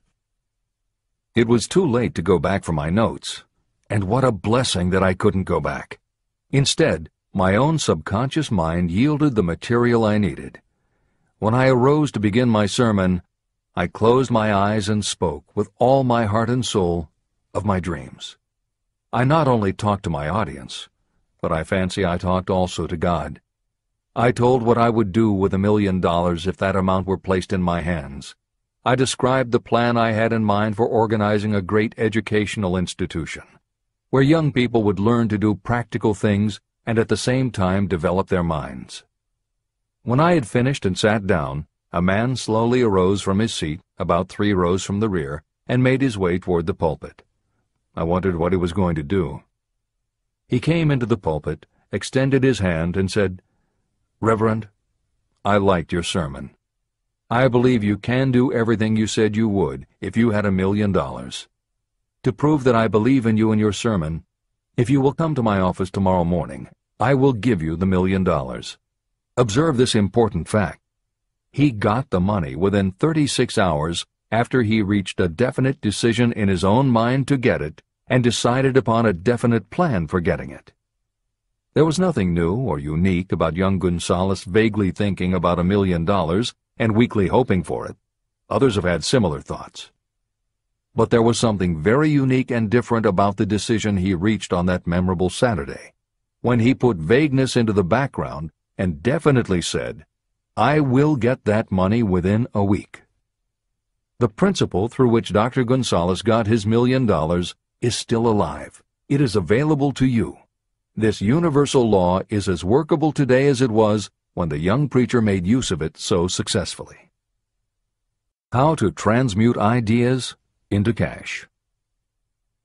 Asa Candler and Dr. Frank Gonzales had one characteristic in common. Both knew the astounding truth that ideas can be transmuted into cash through the power of definite purpose plus definite plans. If you are one of those who believe that hard work and honesty alone will bring riches, you can forget it. It is not true. Riches, when they come in huge quantities, are never the result of hard work alone. Riches come, if they come at all, in response to definite demands based upon the application of definite principles, and not by chance or luck. Generally speaking, an idea is a thought that prompts you to action because it appeals to your imagination. All master salespeople know that ideas can be sold where merchandise cannot. Ordinary salespeople do not know this. That is why they are ordinary. A publisher of low-priced books made a discovery that has been worth much to publishers. He learned that many people buy titles and not the contents of books. By merely changing the name of one book that was not moving, his sales of that book jumped upward more than 1 million copies. The inside of the book was not changed in any way. He merely ripped off the cover and put on a new cover with a title that had box office appeal. That, as simple as it may seem, was an idea. It was imagination. There is no standard price on ideas. The creator of ideas sets his or her own price, and if they are smart, they get it. The story of practically every great fortune starts with a day when a creator of ideas and a seller of ideas got together and worked in harmony. Carnegie surrounded himself with men who could do what he could not do, men who created ideas and men who put ideas into operation, and that was what made him and the others fabulously rich. Millions of people go through life hoping for favorable breaks. Perhaps a favorable break can get you an opportunity, but the safest plan is not to depend upon luck. It was a favorable break that gave me the biggest opportunity of my life, but more than 20 years of determined effort had to be devoted to that opportunity before it became an asset. The break consisted of my good fortune in meeting and gaining the cooperation of Andrew Carnegie. On that occasion, Carnegie planted in my mind the idea of organizing the principles of achievement into a philosophy of success. Millions of people have profited by the discoveries made in the years of research, and fortunes have been accumulated through the application of the philosophy. The beginning was simple. It was an idea that anyone might have developed. The favorable break came through Carnegie.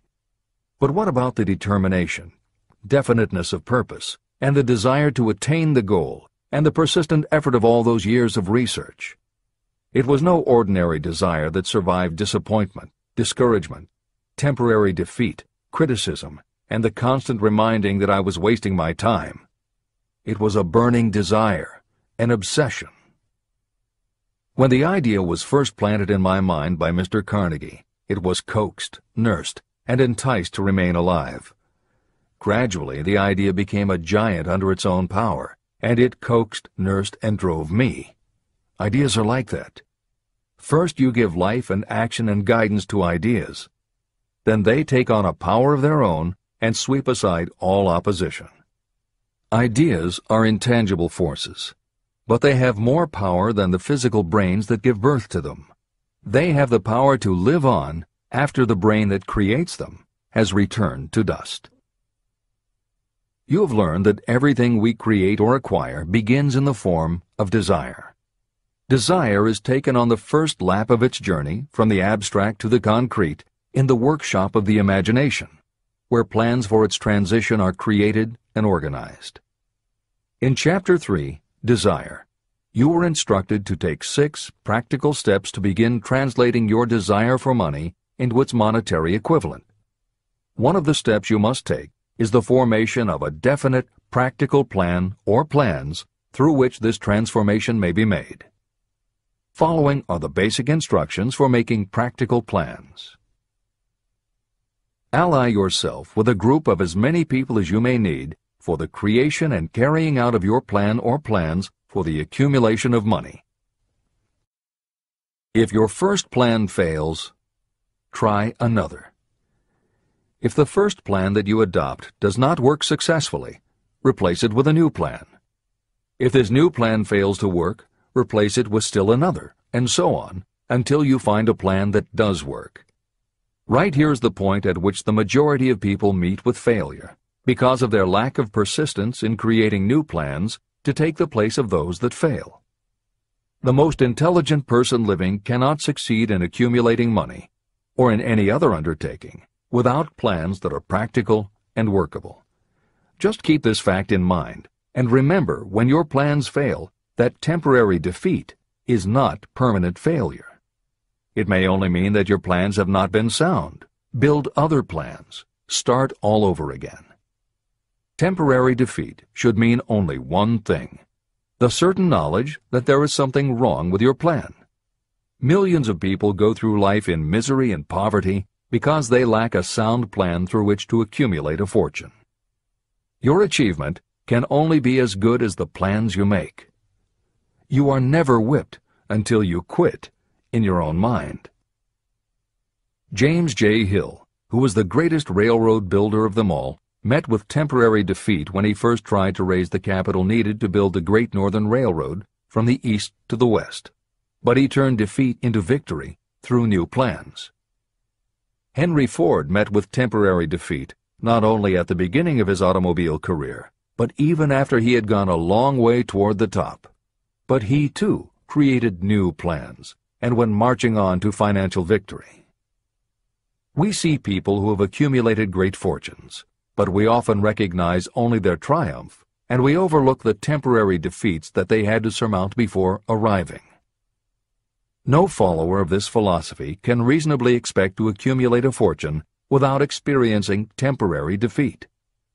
When defeat comes, accept it as a signal that your plans are not sound. Rebuild those plans and set sail once more toward your goal. If you give up before your goal has been reached, you're a quitter. A quitter never wins, and a winner never quits. Write this sentence on a piece of paper in letters an inch high and place it where you will see it every night before you go to sleep and every morning before you go to work. The 31 Major Causes of Failure. Life's greatest tragedy consists of men and women who earnestly try and fail. The tragedy lies in the overwhelmingly large majority of people who fail as compared with the few who succeed. I have had the privilege of analyzing several thousand men and women, 98% of whom were classed as failures. My analysis proved that there are 13 major principles through which people accumulate fortunes. Each of the 13 principles of success has its own chapter in this book, and there are 31 major reasons for failure. The 31 causes of failure are listed below. As you go through the list, measure yourself point by point. It will help you to discover how many of these causes of failure stand between you and success. 1. Unfavorable hereditary background. There is little, if anything, that can be done for people who are born with a deficiency in brain power. This is the only one of the 31 causes of failure that may not be easily corrected by any individual. My philosophy can offer only one method of bridging this weakness, through the aid of the mastermind. 2. Lack of a well-defined purpose in life. There is no hope of success for the person who does not have a central purpose or definite goal at which to aim. 98 out of every 100 of those whom I have analyzed had no such aim. Perhaps this was the major cause of their failure. 3. Lack of ambition to aim above mediocrity.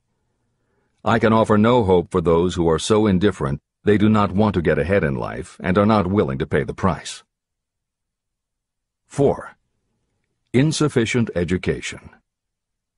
This is a handicap that may be overcome with comparative ease.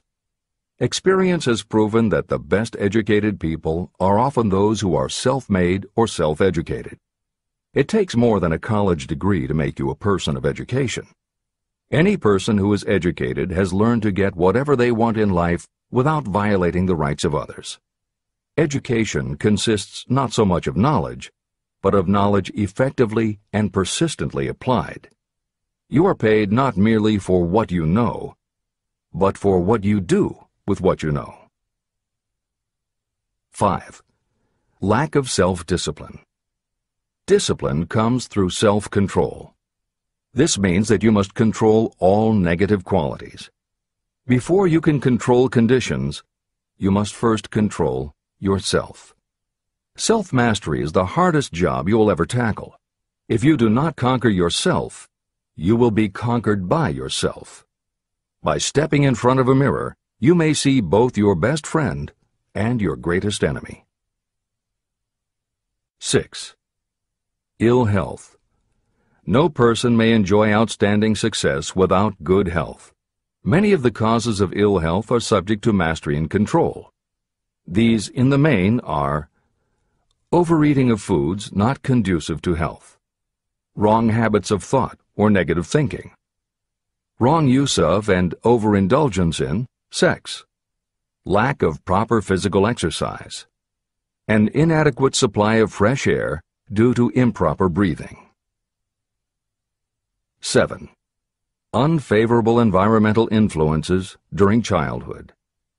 As the twig is bent, so shall the tree grow.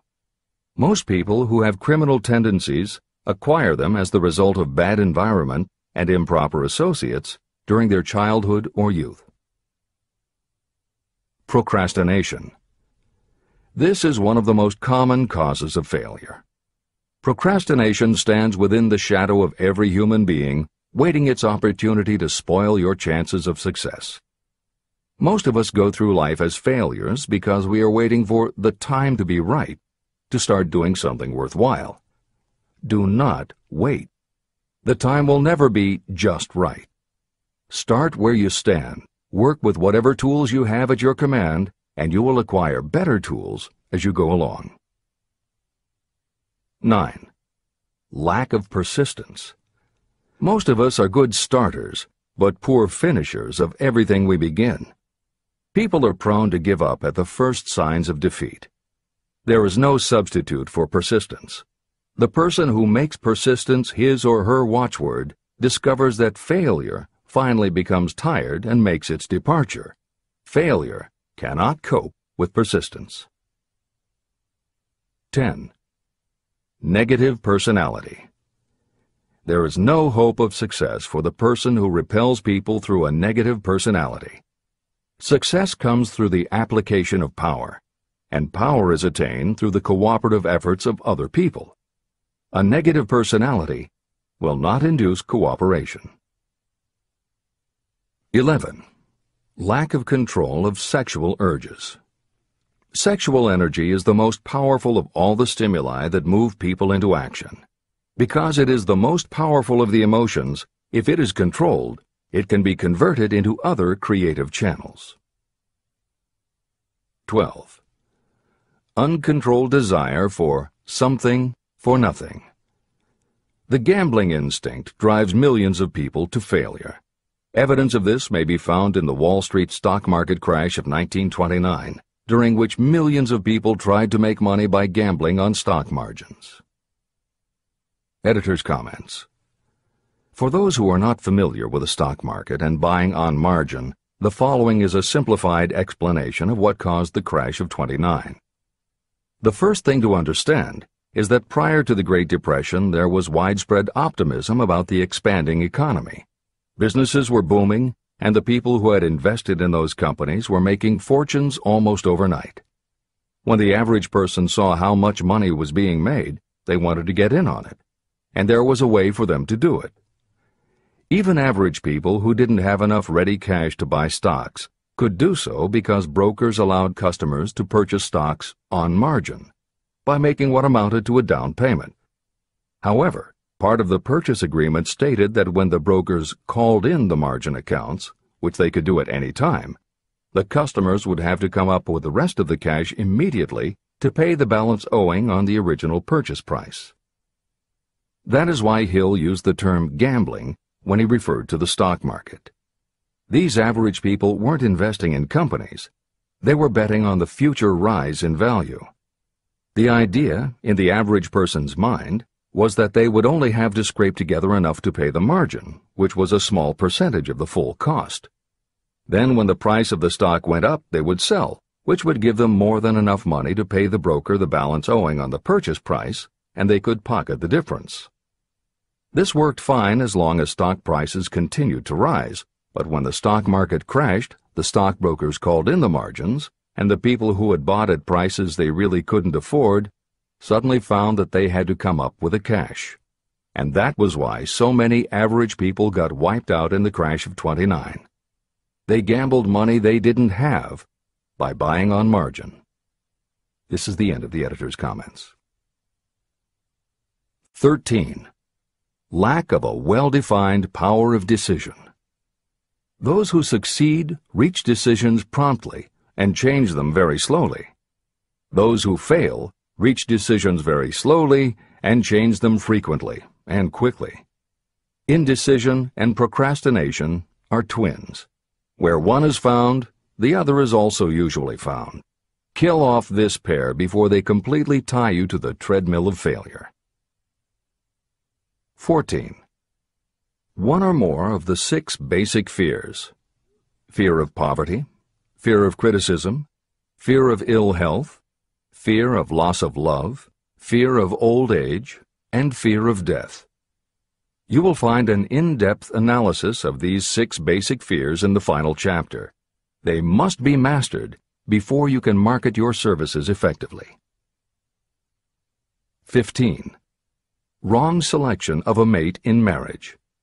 This is a most common cause of failure. The relationship of marriage brings people intimately into contact. Unless this relationship is harmonious, failure is likely to follow. Moreover, it will be a form of failure that destroys ambition. 16. Overcaution. The person who takes no chances generally has to take whatever is left when others are through choosing. Overcaution is as bad as undercaution.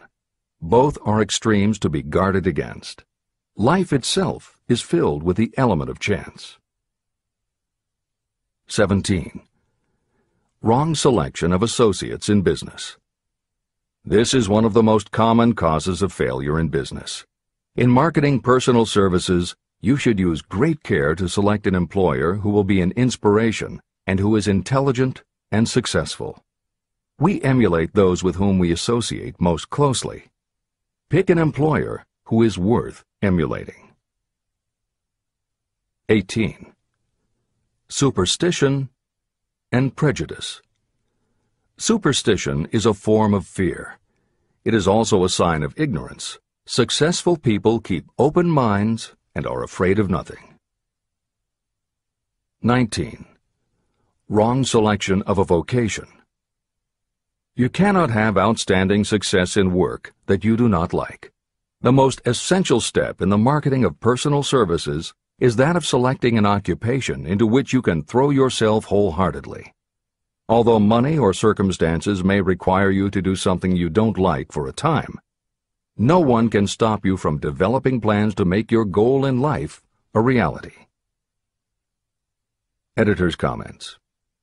Most contemporary experts agree with Napoleon Hill's statement that finding the work you love is of key importance in achieving success that is truly rewarding. This concept coincides so well with modern attitudes that it has inspired a number of books, including Feel the Fear and Do It Anyway by Susan Jeffers, Wishcraft by Barbara Sher, and Do What You Love, The Money Will Follow by Marcia Sinitar. All three books became bestsellers by expanding upon that single concept. This is the end of the editor's comments. 20. Lack of concentration of effort. The jack of all trades seldom is good at any. Concentrate all of your efforts on one definite chief aim. 21. The habit of indiscriminate spending. You cannot succeed if you are eternally in fear of poverty. Form the habit of systematic saving by putting aside a definite percentage of your income. Money in the bank gives you a very safe foundation of courage when bargaining for the sale of personal services. Without money, you must take what you are offered and be glad to get it. 22. Lack of enthusiasm. Without enthusiasm, you cannot be convincing. Moreover, enthusiasm is contagious, and the person who has it under control is generally welcome in any group of people. 23. Intolerance. The person with a closed mind on any subject seldom gets ahead. Intolerance means that you have stopped acquiring knowledge. The most damaging forms of intolerance are those connected with religious, racial, and political differences of opinion. 24. Intemperance. The most damaging forms of intemperance are connected with overeating, alcohol, drugs, and sexual activities.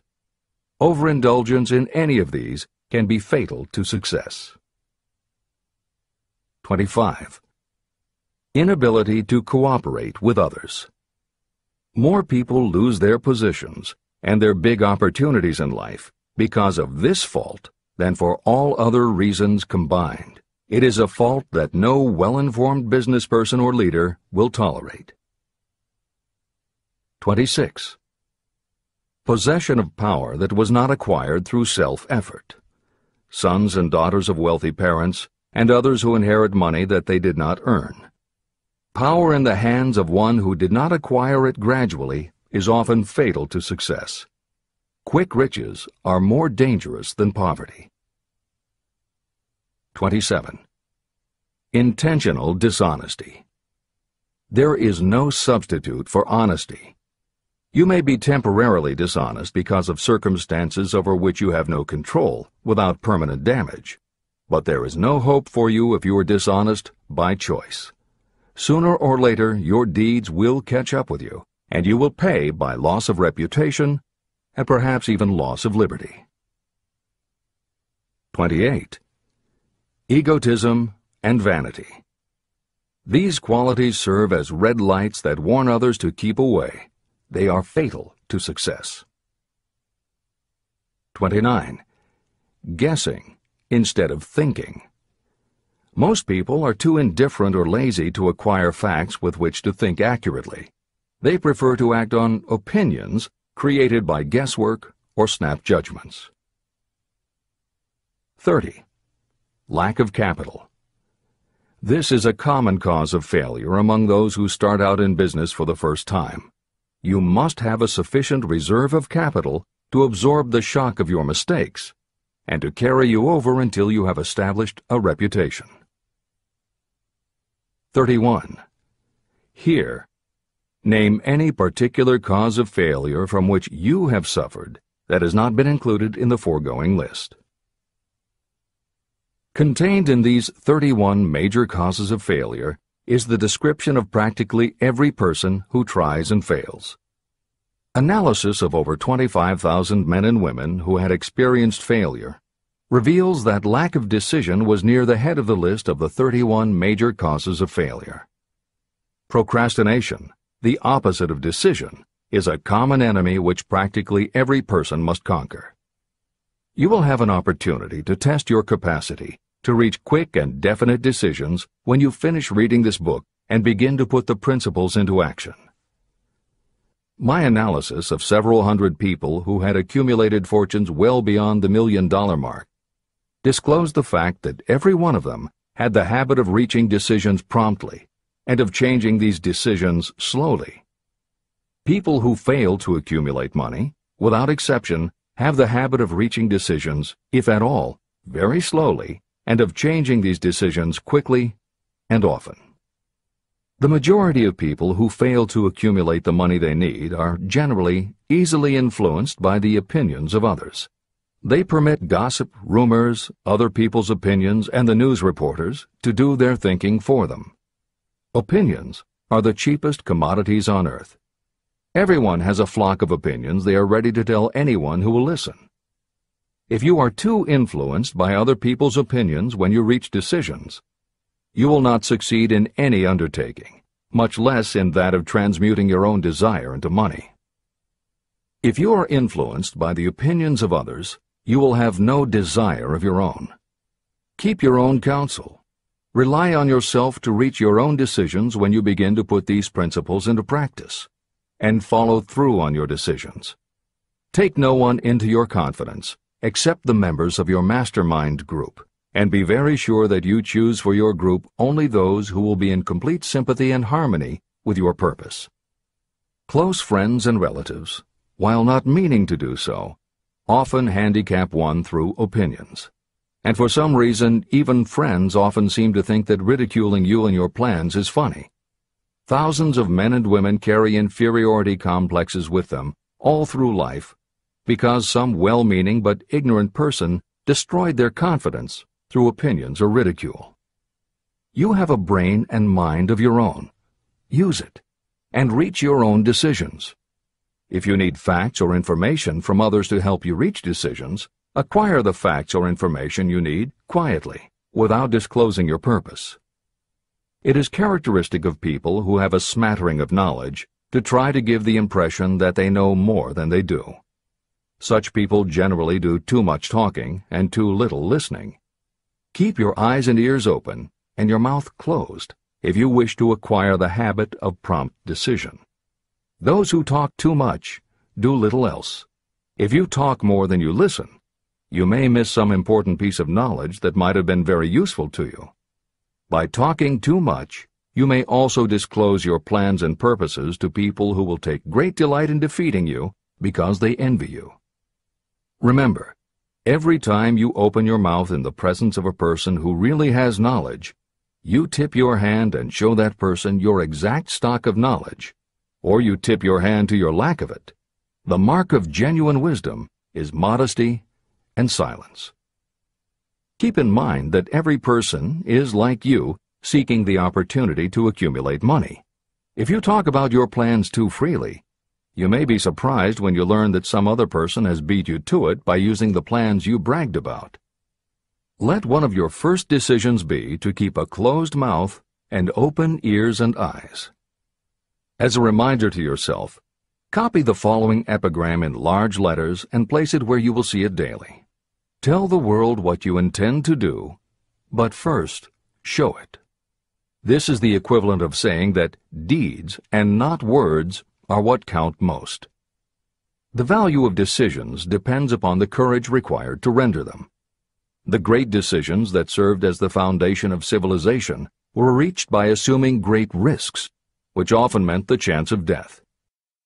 Know what you want, and you will generally get it.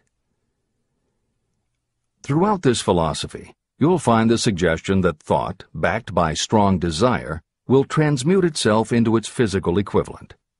The story of the founding of America and the story of the organization of the United States Steel Corporation are perfect examples of the method by which thought makes this astounding transformation. In your search for the secret of the method, do not look for a miracle, because you will not find it. You will find only the eternal laws of nature. These laws are available to every person who has the faith and the courage to use them. They may be used to bring freedom to a nation or to accumulate riches. Those who reach decisions promptly and definitely know what they want and generally get it. The leaders in every walk of life decide quickly and firmly. That is the major reason why they are leaders. The world has a habit of making room for the people whose words and actions show that they know where they are going. Indecision is a habit that usually begins when a person is young. It becomes more and more of a habit as the youth goes through grade school, high school, and even through college without definiteness of purpose. The habit of indecision goes with the student into the occupation he or she chooses. Generally, a young person just out of school seeks any job that can be found. Young people take the first job they can find because they have fallen into the habit of indecision. The vast majority of people working today are in the positions they hold because they lack the definiteness of decision to plan a definite position and the knowledge of how to choose an employer. Definiteness of decision always requires courage, sometimes very great courage. The 56 men who signed the Declaration of Independence staked their lives on the decision to affix their signatures to that document.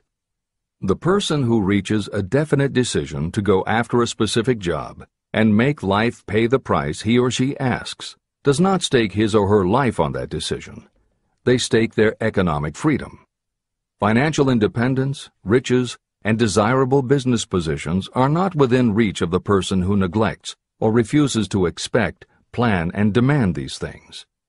The person who desires riches in the same spirit that Samuel Adams desired freedom for the colonies is sure to accumulate wealth. No man achieves great success who is unwilling to make personal sacrifices. Persistence is an essential factor in the procedure of transmuting desire into its monetary equivalent. The basis of persistence is the power of will. Willpower and desire, when properly combined, make an irresistible pair. Those who accumulate great fortunes are sometimes called cold-blooded or ruthless. Frequently, it is simply because their critics simply don't understand that what they have is a strong desire backed up by willpower, which they mix with persistence. It is the combination that ensures the attainment of their objectives. The majority of people are ready to throw their aims and purposes overboard and give up at the first sign of opposition or misfortune. A few carry on despite all opposition until they attain their goal. There may be no heroic connotation to the word persistence, but persistence does for your character what carbon does to iron. It hardens it to steel. The building of a fortune will involve the application of the entire 13 factors of this philosophy. These principles must be understood, and they must be applied with persistence by all who accumulate money. Lack of persistence is one of the major causes of failure. Moreover, my experience with thousands of people has proved that lack of persistence is a weakness common to the majority of people. However, it is a weakness that may be overcome by effort. The ease with which lack of persistence may be conquered will depend entirely upon the intensity of your desire. The starting point of all achievement is desire. Keep this constantly in mind. Weak desires bring weak results, just as a small amount of fire makes a small amount of heat.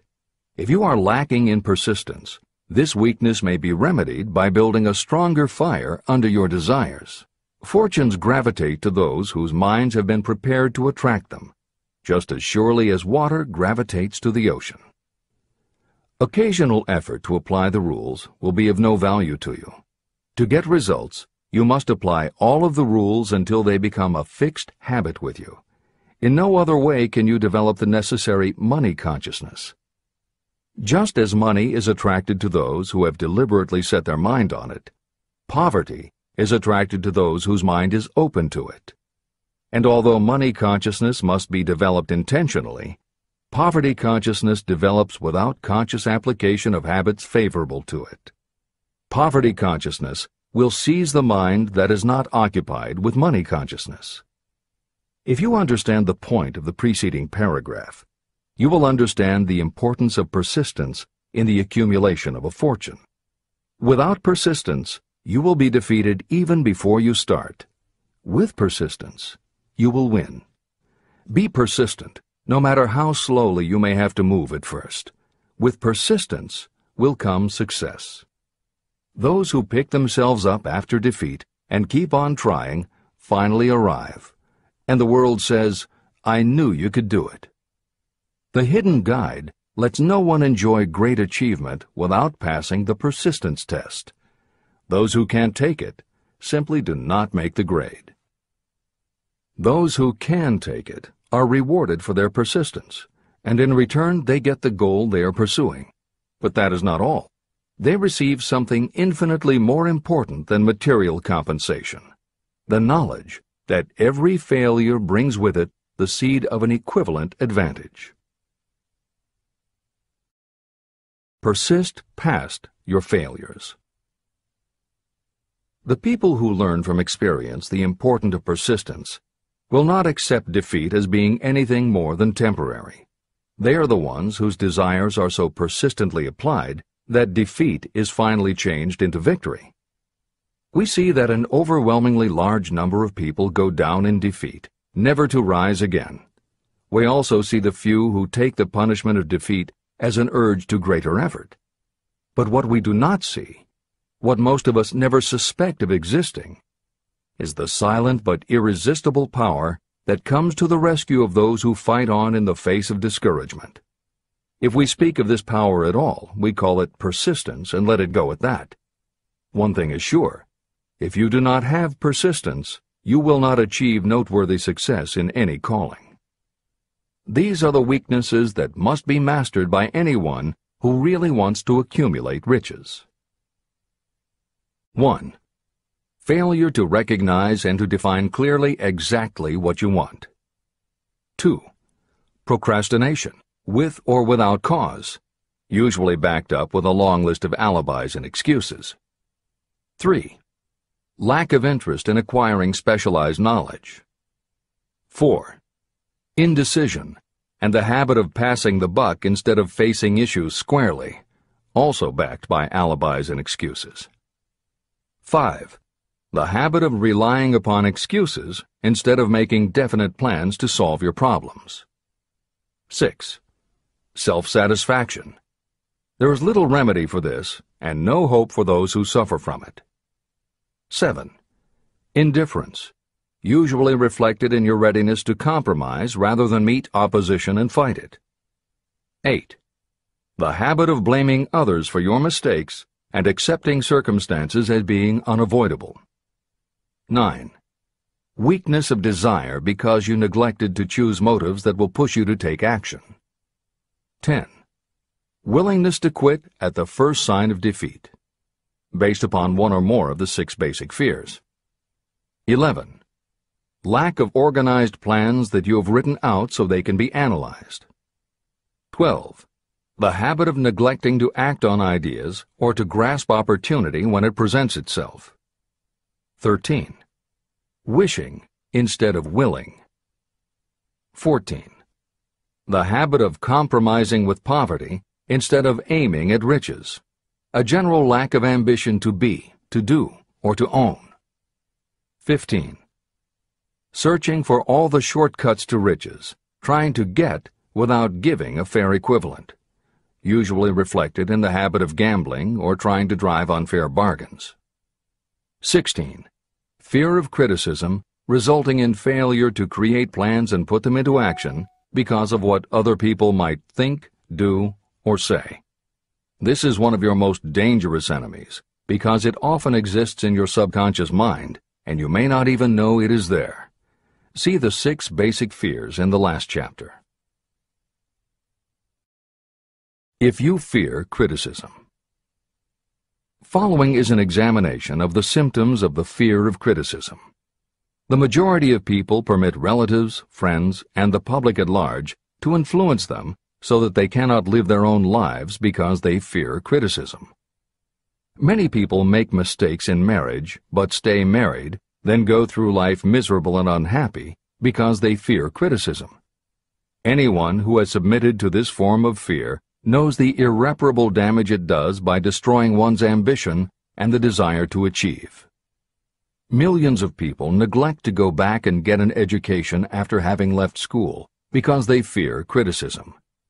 Countless numbers of men and women permit relatives to wreck their lives in the name of family duty because they fear criticism. Duty does not require you to submit to the destruction of your personal ambitions and the right to live your own life in your own way. People refuse to take chances in business because they fear the criticism that may follow if they fail. The fear of criticism in such cases is stronger than the desire for success. Too many people refuse to set high goals for themselves because they fear the criticism of relatives and friends who may say, "Don't aim so high, people will think you're crazy." When Andrew Carnegie suggested that I devote 20 years to the organization of a philosophy of individual achievement, my first impulse was fear of what people might say. His suggestion was far greater than anything I had ever conceived for myself. My first instinct was to create excuses, all of them traceable to the fear of criticism. Something inside of me said, "You can't do it. The job is too big and requires too much time. What will your relatives think of you? How will you earn a living? No one has ever organized a philosophy of success. What right have you to believe you can do it? Who are you anyway to aim so high? Remember your humble birth. What do you know about philosophy? People will think you are crazy," and they did. "Why hasn't some other person done this before now?" These and many other questions flashed into my mind. It seemed as if the whole world had suddenly turned its attention to me with the purpose of ridiculing me into giving up all desire to carry out Mr. Carnegie's suggestion. Later in life, after having analyzed thousands of people, I discovered that most ideas are stillborn. To grow, ideas need the breath of life injected into them through definite plans of immediate action. The time to nurse an idea is at the time of its birth. Every minute it lives gives it a better chance of surviving. The fear of criticism is what kills most ideas that never reach the planning and action stage. Breaks can be made to order. Many people believe that success is the result of lucky breaks. There may be something to that, but if you depend upon luck, you will almost surely be disappointed. The only break anyone can afford to rely on is a self-made break. These come through the application of persistence. The starting point is definiteness of purpose. If you act like a loser, people think you are a loser. If you perceive yourself as lucky, it will be easier for others to see you that way. And if you are believed to be a lucky person, your chances of receiving lucky opportunities will increase, partly because others hope some of your luck will rub off on them. This is the biggest secret lucky people know. They know that when they seem lucky, more people want to help them. There are people waiting to make a difference in your life if you show them you are willing to make an effort and that you are enthusiastic. Mark Meyer's book is devoted to explaining ways to do that. As Hill says, the only lucky break anyone can afford to rely upon is a self-made break. These come through the application of persistence. The starting point is definiteness of purpose. If you stop the first 100 people you meet on the street and ask them what they want most in life, 98 of them would not be able to tell you. If you press them for an answer, some will say security, many will say money, a few will say happiness, and others will say fame and power. Some might tell you they want social recognition, ease in living, the ability to sing, dance, or write. But none of them will be able to give you the slightest indication of a plan by which they hope to attain these vaguely expressed wishes. Riches do not respond to wishes. They respond only to definite plans backed by definite desires through constant persistence. How to develop persistence. There are 4 simple steps that lead to the habit of persistence. They call for no great amount of intelligence, no particular amount of education, and little time or effort. These necessary steps are: 1. A definite purpose, backed by a burning desire for its fulfillment. 2. A definite plan, expressed in continuous action. 3. A mind closed tightly against all negative and discouraging influences, including negative suggestions of relatives, friends, and acquaintances. 4. A friendly alliance with one or more persons who will encourage you to follow through with both plan and purpose. These 4 steps are essential for success in all walks of life. An important purpose of the 13 principles of this philosophy is to enable you to take those 4 steps as a matter of habit. They are steps by which you may control your economic destiny. They are steps that lead to freedom and independence of thought. They are steps that lead to riches, in small or great quantities. They are steps that lead the way to power, fame, and worldly recognition. They are 4 steps that guarantee favorable breaks. They are steps that convert dreams into physical realities. They are steps that lead also to the mastery of fear, discouragement, indifference. There is a magnificent reward for anyone who learns to take these 4 steps. It is the privilege of writing your own ticket and of making life yield whatever price is asked. How to master difficulties. What mystical power gives people of persistence the capacity to master difficulties? Does the quality of persistence set up in your mind some form of spiritual, mental, or chemical activity that gives you access to supernatural forces? Does infinite intelligence throw itself on the side of the person who still fights on when the whole world seems to be against them? These and many other similar questions were in my mind as I watched Henry Ford start from scratch and build an industrial empire with little more than persistence. Or Thomas A. Edison, who, with less than 3 months of schooling, became the world's leading inventor. He turned his persistence into sound recording and playback machines, motion picture cameras and projectors, and the incandescent light, to say nothing of 100 other useful inventions. I had the opportunity to analyze both Mr. Edison and Mr. Ford up close and personal, year by year, over a long period of time. So I speak from actual knowledge when I say that I found no quality except persistence in either of them that even remotely suggested the major source of their stupendous achievements. If you make an impartial study of the prophets, philosophers, and religious leaders of the past, you will come to the inevitable conclusion that persistence, concentration of effort, and definiteness of purpose were the major sources of their achievements. Money is shy and elusive. It must be wooed and won by methods not unlike those used by a determined lover, and the power you use in the wooing of money is not greatly different from what you use to attract the one you love. It is the power of positive emotion. That power, when successfully used in the pursuit of money, must be mixed with faith. It must be mixed with desire. It must be mixed with persistence. It must be applied through a plan, and that plan must be set into action. When money comes in large quantities, it flows to the one who accumulates it as easily as water flows downhill. There exists a great unseen stream of power, which may be compared to a river that flows in 2 directions. One side flows in one direction, carrying all who get into that side of the stream onward and upward to wealth. The other side flows in the opposite direction, carrying all who are unfortunate enough to get into it and can't pull themselves out downward to misery and poverty. Everyone who has accumulated a great fortune has recognized the existence of this stream of life. It consists of one's thinking process. Positive emotions form the side of the stream that carries you to fortune.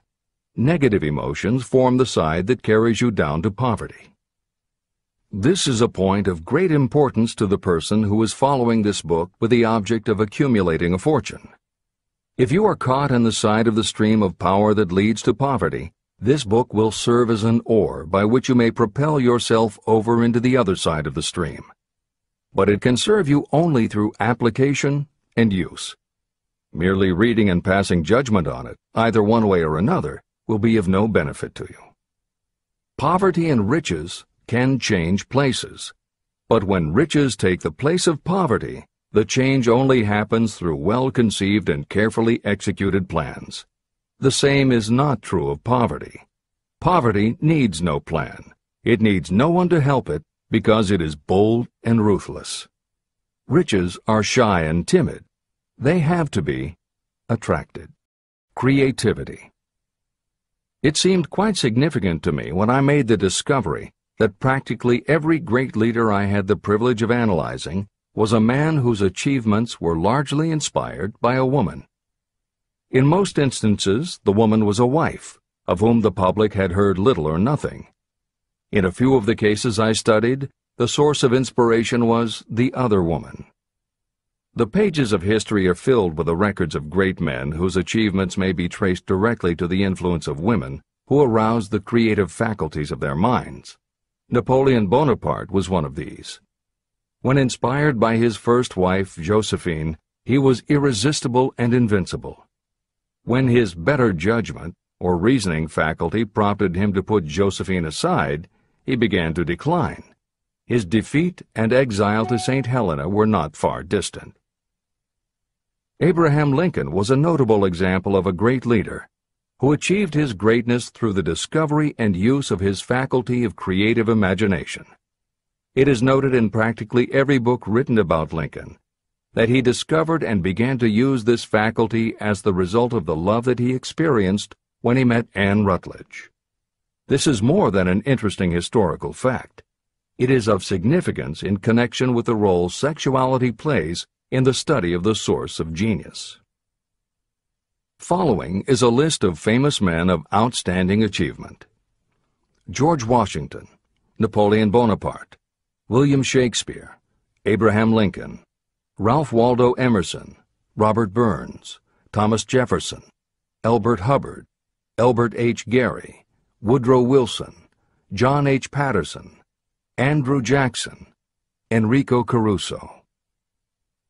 Wherever there was evidence available in connection with the lives of these men of achievement, it indicated most convincingly that each possessed a highly developed sexual nature. An analysis of the information taken from biographies and historical writings leads to the following conclusions. 1. Those of greatest achievement have a highly developed sexual nature, but have learned the art of transmutation of sexual energy. 2.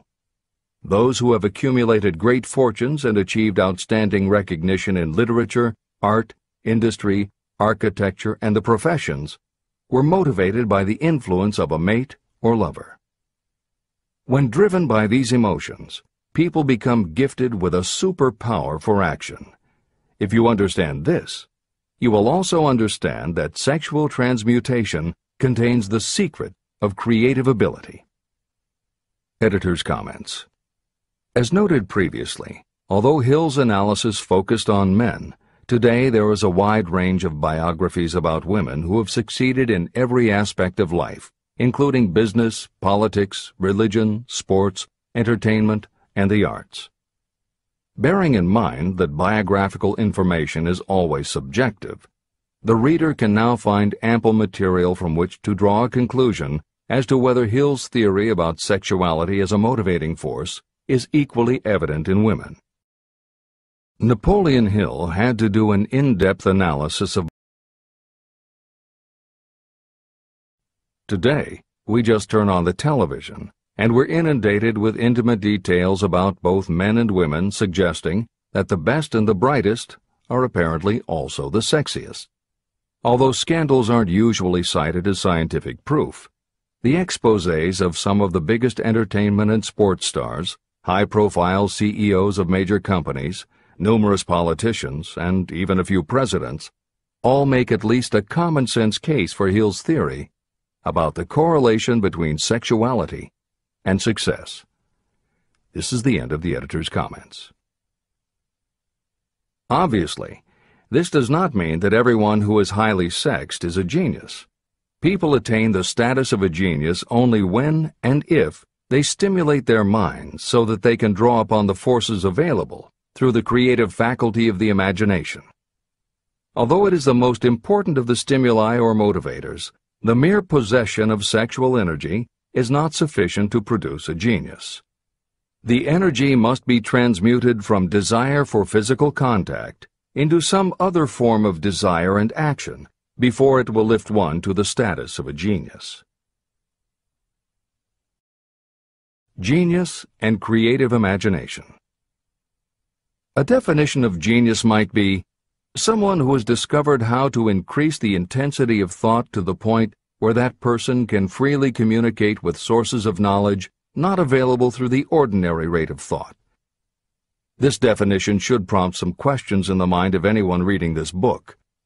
The first question should be, how may one communicate with sources of knowledge that are not available through ordinary thought? The next question should be, are there known sources of knowledge that are available only to geniuses, and if so, what are these sources and exactly how may they be reached? In the following, I will offer methods so that you can experiment and prove to yourself that this is true. By doing so, you will have the answer to both questions. Editor's comment. Humans perceive things through the 5 senses of sight, smell, taste, hearing, and touch.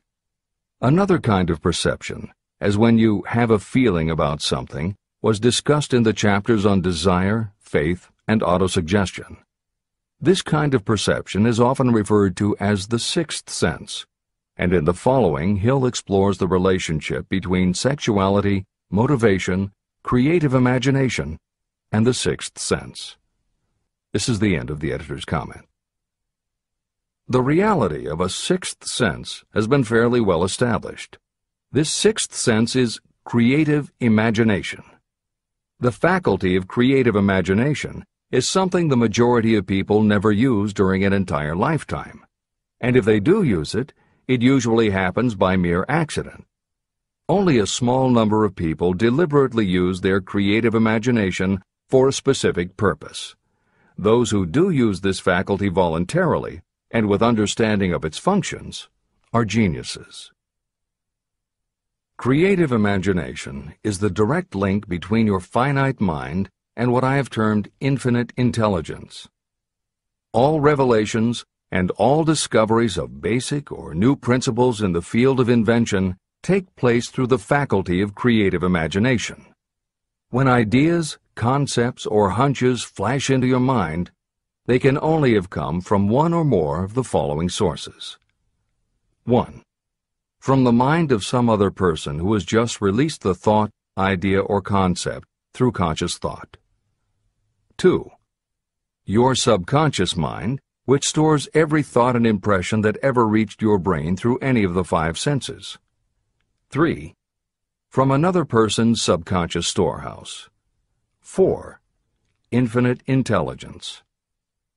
There are no other possible sources from which inspired ideas or hunches may be received. When brain action has been stimulated through one or more of the 10 mind stimulants listed at the beginning of this chapter, it has the effect of lifting you far above the horizon of ordinary thought.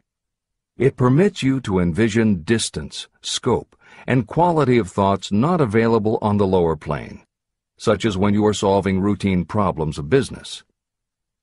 When you are lifted to a higher level of thought through mind stimulation, it is as though you have taken off in an airplane. You can now see over and beyond the horizon that limits your vision when you are on the ground.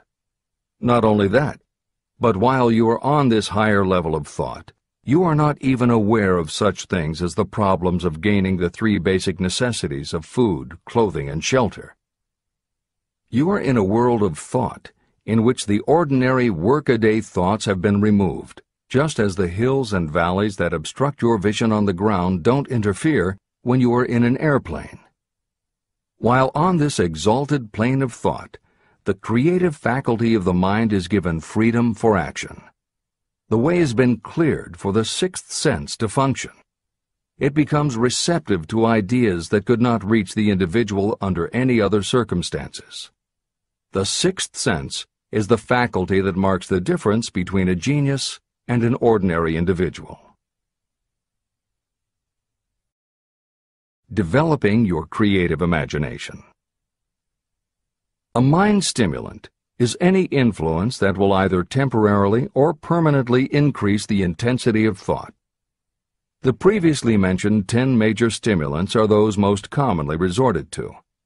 Through these sources you may commune with infinite intelligence, enter the storehouse of your subconscious mind, or perhaps even that of another person. That is all there is to genius.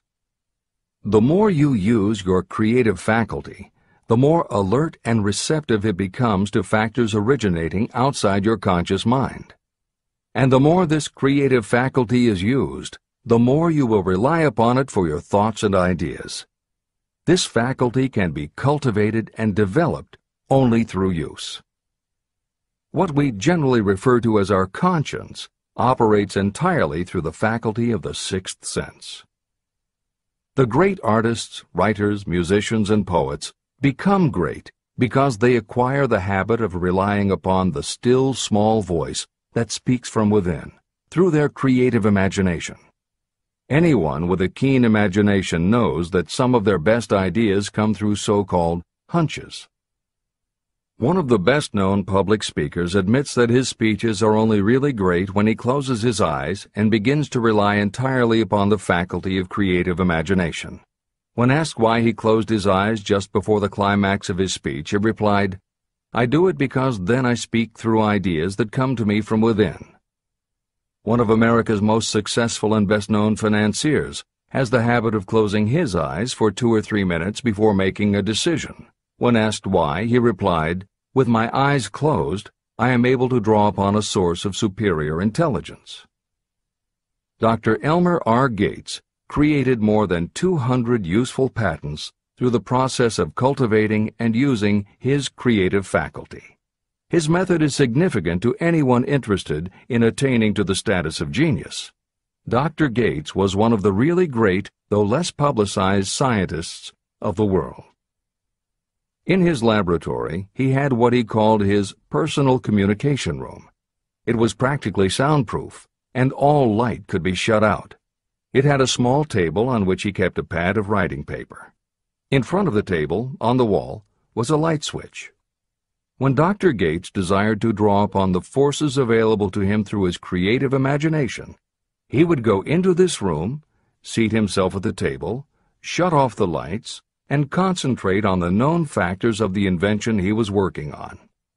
He would stay in that position until ideas began to flash into his mind in connection with the unknown factors of the invention. On one occasion, ideas came through so fast that he was forced to write for almost 3 hours. The subconscious mind consists of a field of consciousness, in which every impulse of thought that reaches the conscious mind, through any of the 5 senses, is classified and recorded. The subconscious receives and files sense impressions or thoughts regardless of their nature. You can plant in your subconscious mind any plan, thought, or purpose that you desire to translate into its physical or monetary equivalent. Those desires that have been mixed with emotional feeling and faith in your ability are the ones that are strongest. Therefore, they are the first to which the subconscious responds. The subconscious mind works day and night, and in some way which is not fully understood, the subconscious seems able to draw upon the forces of infinite intelligence for the power to transmute your desires into their physical equivalent. And it does it in the most straightforward and practical way. You cannot entirely control your subconscious mind, but you can hand over to it any plan, desire, or purpose that you wish transformed into concrete form. Refer again to the instructions for using the subconscious mind in Chapter 5, Autosuggestion. Editor's comments. In the chapter on autosuggestion, the 4 primary methods for planting and reinforcing suggestions in your subconscious are: 1. The formulation and writing out of your desire. 2. The repetition of positive affirmations. 3. The creative visualization of your goal. And 4. By acting as though the goal is already yours. This is the end of the editor's comment. From my research, I have concluded that the subconscious mind is the connecting link between the finite mind of man and infinite intelligence. It is the intermediary through which you may draw upon the forces of infinite intelligence. From my research, I have concluded that the subconscious mind is the connecting link between the finite mind of man and infinite intelligence. It is the intermediary through which you may draw upon the forces of infinite intelligence. Only the subconscious mind contains the process by which mental impulses, thoughts, are modified and changed into their spiritual, energy, equivalent. It alone is the medium through which prayer, desire, may be transmitted to the source capable of answering prayer, infinite intelligence. How to energize your subconscious mind for creative effort. The possibilities of what you can do when you connect creative effort with the subconscious mind are stupendous. They inspire me with awe. I never approached the discussion of the subconscious mind without a feeling of littleness and inferiority, due to the fact that man's entire stock of knowledge on this subject is so pitifully limited. First, you must accept as a reality the existence of the subconscious mind and what it can do for you. This will enable you to understand its possibilities as a medium for transmuting your desires into their physical or monetary equivalent. And then, you will comprehend the full significance of the instructions given in Chapter 3, Desire. You will also understand the importance of making your desires clear and putting them in writing. You will understand as well the necessity of persistence in carrying out instructions. The 13 principles that are the basis of this book are the stimuli with which you acquire the ability to reach and to influence your subconscious mind. Do not become discouraged if you cannot do this on your first attempt. Remember that the subconscious mind can be directed only through habit. You have not yet had time to master faith. Be patient. Be persistent. It is a fact that a traumatic experience, the result of which creates a strongly planted idea, can influence the way a person thinks and acts. If that is true, then by intentionally using all of your efforts to powerfully plant an idea in your subconscious, you should be able to create what would amount to a good traumatic experience that will influence the way you think and act in a positive way. This is exactly how you develop what Hill calls a money consciousness. If you do everything within your power to strongly, firmly, and with complete faith and conviction plant the idea that you will be successful and achieve your desire, your subconscious will accept and store that idea. If you have planted the idea so strongly that it is the dominant idea in your subconscious, it will influence all of the other ideas and information stored there. When you have given your subconscious this specific direction that it did not have before, it will begin to put together pieces of information, and through your creative intelligence, you will find that you are coming up with more and better plans and ideas to accomplish your goal. But as Hill says, you can do this only through faith and habit. You must write out the affirmation of your goal, and you must repeat it aloud every day with absolute faith and conviction that you can achieve it.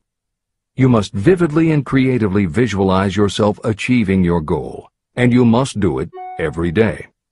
You must conduct yourself with the attitude that says you can accomplish your goal, and that you deserve the help of those who can help you to accomplish your goal. And you must conduct yourself in that way every day. If you seriously commit yourself to doing these things, It will change the way you think and act. Your subconscious will do everything it can to transmute your desire into reality, and other people will want to do what they can to help you succeed. Many statements in the chapters on faith and on autosuggestion are repeated here for the benefit of your subconscious mind. Remember, your subconscious mind functions whether you make any effort to influence it or not. This means that thoughts of fear, poverty, and all negative ideas will affect your subconscious mind unless you master these impulses and give it more desirable food on which it may feed. The subconscious mind will not remain idle. If you don't plant desires in your subconscious mind, it will feed on the thoughts that reach it as the result of your neglect. Both negative and positive thoughts are reaching your subconscious mind continuously. These thoughts come from the four sources. 1. Consciously from other people. 2. Your subconscious. 3. Subconsciously from other people. And 4. Infinite intelligence. Every day, all kinds of thought impulses are reaching your subconscious mind without your knowledge. Some of these impulses are negative. Some are positive. Right now, you should be specifically trying to shut off the flow of negative impulses and actively working to influence your subconscious mind through positive impulses of desire. When you achieve this, you will possess the key that unlocks the door to your subconscious mind. Moreover, you will control that door so completely that no undesirable thought may influence your subconscious mind. Everything that you create begins in the form of a thought impulse. You can create nothing that you do not first conceive as a thought. Through the aid of the imagination, thoughts may be assembled into plans. The imagination, when under your control, may be used to create plans or purposes that lead to success in your chosen occupation. All thoughts that you want to turn into success and have planted in the subconscious mind must pass through the imagination and be mixed with faith, your faith in your own abilities. The mixing of faith with a plan or purpose intended for submission to the subconscious mind can only be done through the imagination. From these statements, it should be clear that if you want to make use of your subconscious mind, it will call for the coordination and application of all 13 principles of success that are the basis of this book. Make your positive emotions work for you.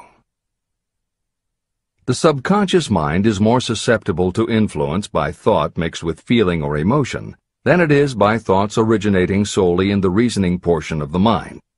In fact, there is much evidence to support the theory that only emotionalized thoughts have any real influence on the subconscious mind. It is a fact that emotions or feelings rule the majority of people. If it is true that the subconscious mind responds better and faster to thoughts that are well mixed with emotion, it is essential to become familiar with the more important of the emotions. There are 7 major positive emotions and 7 major negative emotions. The negatives get into your thoughts naturally and go directly to your subconscious without any help from you. The positive emotions must be injected by you through the principle of autosuggestion into the thought impulse that you wish to pass on to your subconscious mind. These emotions or feeling impulses may be likened to yeast in a loaf of bread. They are the action element which transforms thought impulses from the passive to the active state. That is why thought impulses that have been well mixed with emotion are acted upon more readily than thought impulses originating in cold reason. W. Clement Stone, Napoleon Hill's friend, mentor, and business partner, arranged for the publication of many of Napoleon Hill's later writings. The following is adapted from material that appears in 2 of these books: Napoleon Hill's Keys to Success and Believe and Achieve. Enthusiasm is a positive mental attitude, an internal impelling force of intense emotion, a power compelling creation or expression. Being enthusiastic is an impelling external expression of action. When you act enthusiastically, you accentuate the power of suggestion and autosuggestion. The sales manager, public speaker, minister, lawyer, teacher, or executive who acts enthusiastic by speaking in an enthusiastic, sincere manner develops genuine enthusiasm.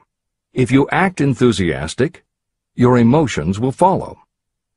By filling your conscious mind with enthusiasm, you also impress upon your subconscious mind that your burning obsession and your plan for obtaining it are certain things. Then, if your conscious enthusiasm dims, your subconscious will be there, full of images of your success to help you stoke your conscious fires of enthusiasm once again. You are preparing yourself to influence and control the inner audience of your subconscious mind in order to hand over to it the desire for money, which you wish transmuted into its physical, monetary equivalent. It is essential, therefore, that you understand the method of approach to this inner audience. You must speak its language. It understands best the language of emotion or feeling. Following are the 7 major positive emotions and the 7 major negative emotions. I am listing them here so that you may draw upon the positives and avoid the negatives when giving instructions to your subconscious mind. The 7 major positive emotions. The emotion of desire, the emotion of faith, the emotion of love, the emotion of sex, the emotion of enthusiasm, the emotion of romance, the emotion of hope. There are other positive emotions, but these are the 7 most powerful and the ones most commonly used in creative effort. Master these 7 emotions. They can be mastered only by use, and the other positive emotions will be at your command when you need them. Remember that you are studying a book that is intended to help you develop a money consciousness by filling your mind with positive emotions.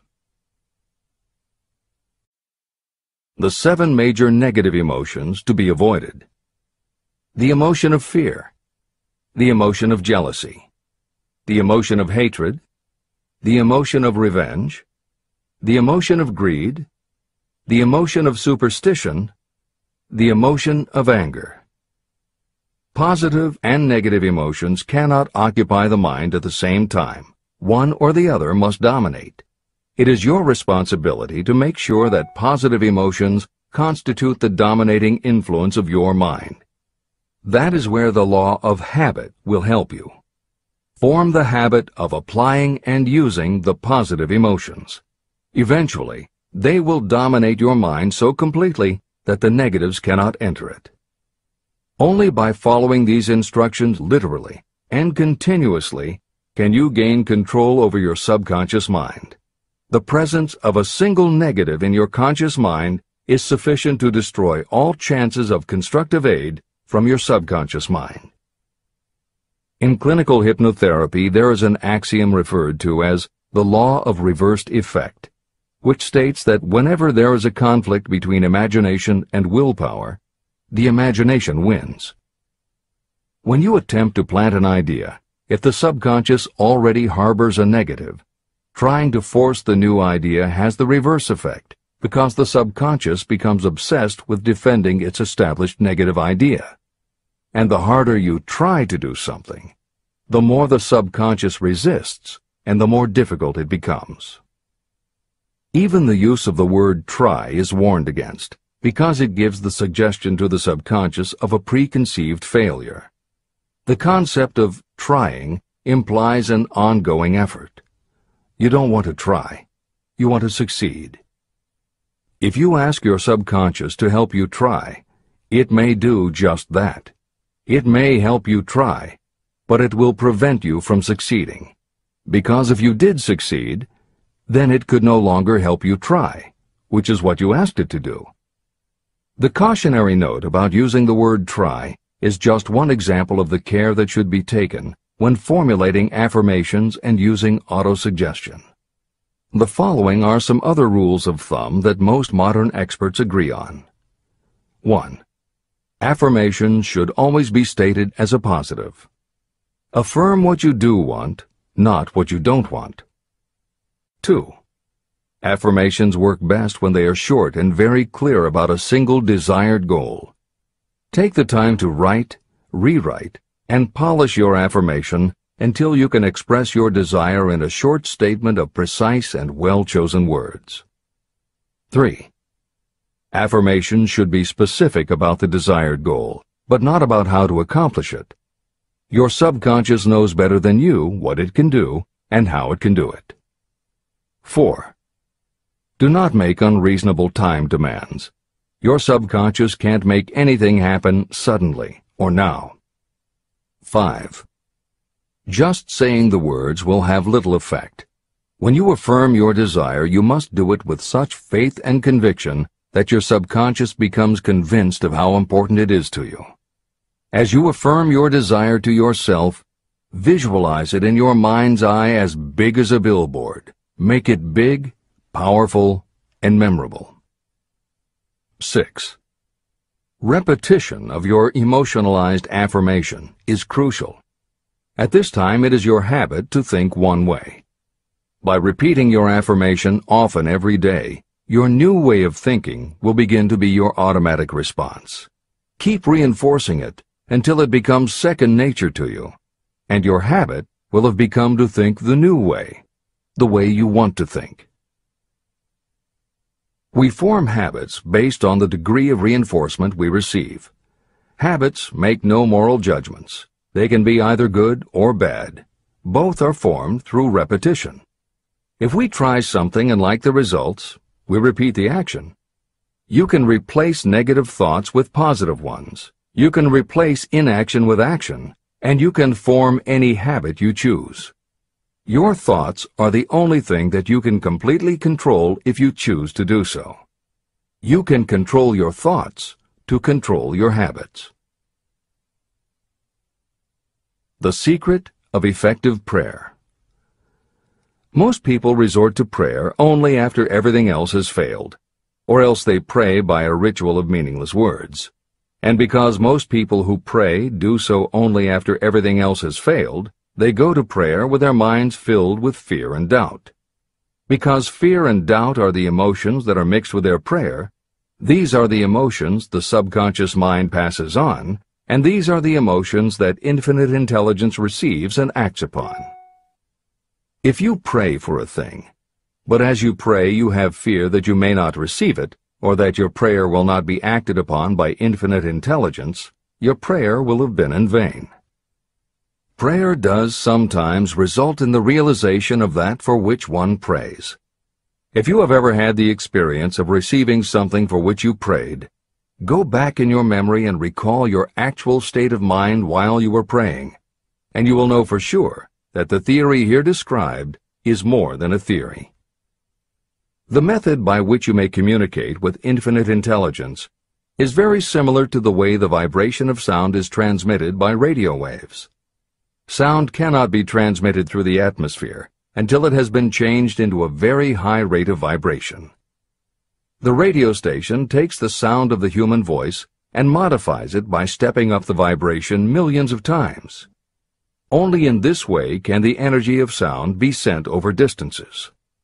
After this transformation has taken place, the energy, which originally was in the form of vibrations of sound, is broadcast or transmitted as a radio signal. When a radio set receives the high-speed transmission, it then reconverts that energy back to its original slower rate of vibration. And when it is stepped down to its original rate, it vibrates the diaphragm of the speaker, which reproduces the original sound of the voice. The subconscious mind is the intermediary that translates prayers or desires into terms that infinite intelligence can receive. The answer comes back to you in the form of a definite plan or idea for procuring the object of your prayer. When you understand this principle, you know why mere words read from a prayer book cannot serve as an agency of communication between the mind of man and infinite intelligence. It was while I was working with the late Dr. Alexander Graham Bell and Dr. Elmer R. Gates that I first proposed the idea that every human brain is both a broadcasting and receiving station for the vibration of thought. In some way similar to the principle behind the operation of a radio receiver, every human brain is capable of picking up vibrations of thought that are being released by other brains. These are received as hunches and flashes of intuition. As was explained in previous chapters, it is your creative imagination that is the receiving set of your brain, which receives thoughts from your subconscious and, under certain circumstances, receives thoughts released by the brains of others. Your creative imagination is the interconnection between your conscious or reasoning mind and the four sources from which you receive thought stimuli. 1. Consciously from other people. 2. Your subconscious. 3. Subconsciously from other people. And 4. Infinite intelligence. When stimulated, or stepped up to a high rate of vibration, the mind becomes more receptive to thoughts that reach it from outside sources. This stepping up process takes place through either the positive emotions or the negative emotions. Through the emotions, the vibrations of thought may be increased. The brain that has been stimulated by emotions functions at a much more rapid rate than it does when that emotion is quieted or absent. The result is the increase of thought to such a pitch that the creative imagination becomes highly receptive to ideas. On the other hand, when the brain is functioning at a rapid rate, it also gives to your own thoughts the emotional feeling that is essential before those thoughts will be picked up and acted upon by your subconscious mind. The subconscious mind is the sending station of the brain, through which vibrations of thought are broadcast. Autosuggestion is the medium by which you may put into operation your sending station. The creative imagination is the receiving set through which the energies of thought are picked up. Editor's comments. The following combines the above concept with the related materials from previous chapters to provide a step-by-step recap of Napoleon Hill's view of the process. 1. The brain is simultaneously both a broadcaster and a receiver. 2. Emotion affects both your ability to send and your ability to receive. When under the effect of strong emotion, the more powerfully you can send thoughts. When under the effect of strong emotion, the more receptive you are to receiving thoughts. 3. When you send thoughts, to where do you send them? You send them to your subconscious by using autosuggestion. 4. When you receive thoughts, where do they come from? They come from your subconscious and you receive them through your creative imagination. 5. Your subconscious mind has two aspects. Your subconscious is a storehouse of information, as explained in the previous chapter. Your subconscious is your connection to infinite intelligence. 6. Infinite intelligence is the medium through which you receive thoughts from other brains. Infinite intelligence is Hill's term for describing the following basic law of physics.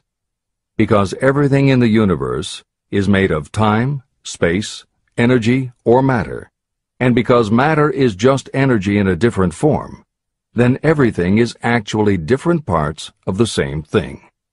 This means that your subconscious mind, energy, has a common base with every other subconscious mind, energy. 7. Thoughts from other brains come to you as follows.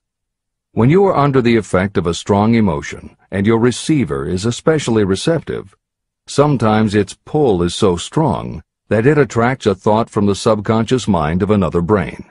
It is able to do this because infinite intelligence interconnects your subconscious with the subconscious of the other brain. 8. These thoughts from other brains are what we refer to as intuition, hunches, déjà vu, and foreknowledge. Although Hill's explanation depends on the action of an intangible force that cannot be isolated and dissected in a laboratory, neither medical science nor psychology can offer a better explanation for those thoughts that depend on knowledge or information that we do not have. Through surgery, medication, and other techniques, we know how to prevent the brain from having certain kinds of thoughts. And we know how to encourage the brain to produce certain other kinds of thoughts when we want it to. For instance, a specific area can be stimulated, and you will have pleasurable thoughts.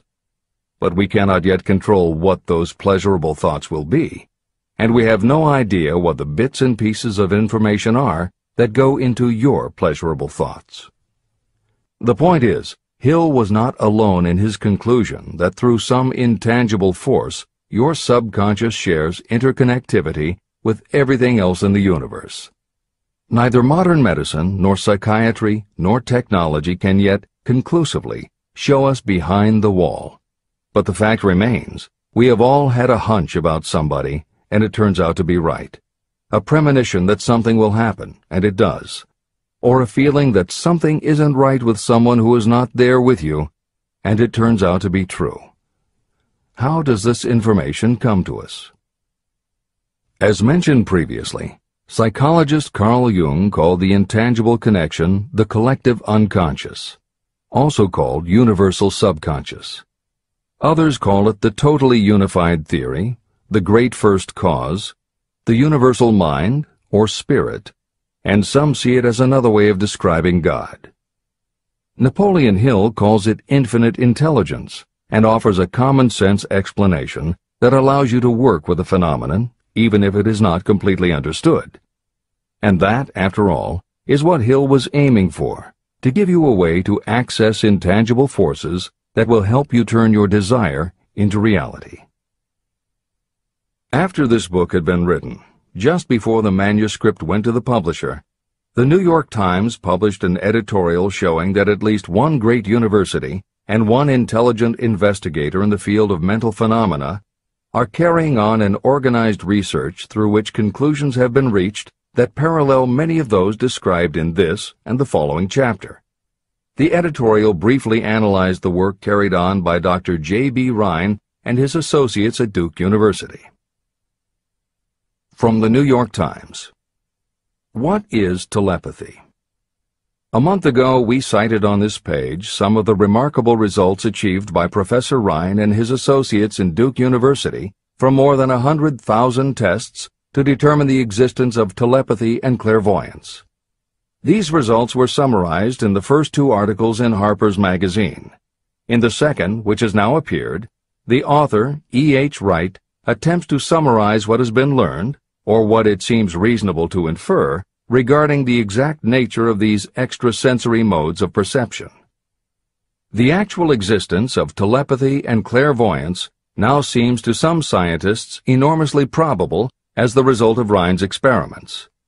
Various percipients were asked to name as many cards in a special pack as they could without looking at them and without other sensory access to them.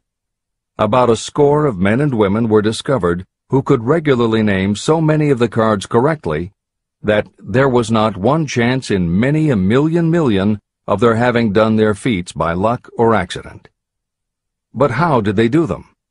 These powers, assuming that they exist, do not seem to be sensory. There is no known organ for them. The experiments work just as well at distances of several hundred miles as they did in the same room. These facts also dispose, in Mr. Wright's opinion, of the attempt to explain telepathy or clairvoyance through any physical theory of radiation. All known forms of radiant energy decline inversely as the square of the distance traversed. Telepathy and clairvoyance do not. But they do vary through physical cause, as our other mental powers do. Contrary to widespread opinion, they do not improve when the percipient is asleep or half asleep, but on the contrary, when he is most wide awake and alert. Rhine discovered that a narcotic will invariably lower a percipient's score, while a stimulant will always send it higher. The most reliable performer apparently cannot make a good score unless he tries to do his best. One conclusion that Wright draws with some confidence is that telepathy and clairvoyance are really one and the same gift. That is, the faculty that sees a card face down on a table seems to be exactly the same one that reads a thought residing only in another mind. There are several grounds for believing this. So far, the two gifts have been found in every person who has either of them. If you have the abilities, both seem to be of equal strength. Screens, walls, distances have no effect at all on either. Wright expresses his hunch that other extrasensory experiences, such as prophetic dreams, premonitions of disaster, and the like, may also prove to be part of the same faculty. The 6 basic fears. There are 6 basic fears. At one time or another, every person suffers from some combination of these fears. Most people are fortunate if they do not suffer from the entire 6. Named in the order of their most common appearance, they are the fear of poverty, the fear of criticism, the fear of ill health, the fear of loss of love of someone, the fear of old age, and the fear of death. All other fears are of minor importance, and are in fact just variations on these 6. Fears are nothing more than states of mind. Your state of mind is subject to your control and direction. You can create nothing that you do not first conceive in the form of an impulse of thought. The following statement is of even greater importance. Thought impulses begin immediately to translate themselves into their physical equivalent, whether those thoughts are voluntary or involuntary. Even thought impulses that are picked up by mere chance, thoughts that have been released by other minds, may determine your financial, business, professional, or social destiny just as surely as the thoughts that you create by intent and design. This circumstance also explains why some people seem to be lucky, while others of equal or greater ability, training, experience, and brain capacity seem destined to have misfortune. The explanation is that you have the ability to completely control your own mind. With this control, you may open your mind to the thought impulses that are being released by other brains, or you can close the doors tightly and admit only thought impulses of your own choice. Nature has endowed human beings with absolute control over only one thing, and that one thing is thought. This fact, coupled with the additional fact that everything we create begins in the form of a thought, leads us very near to the principle by which fear may be mastered.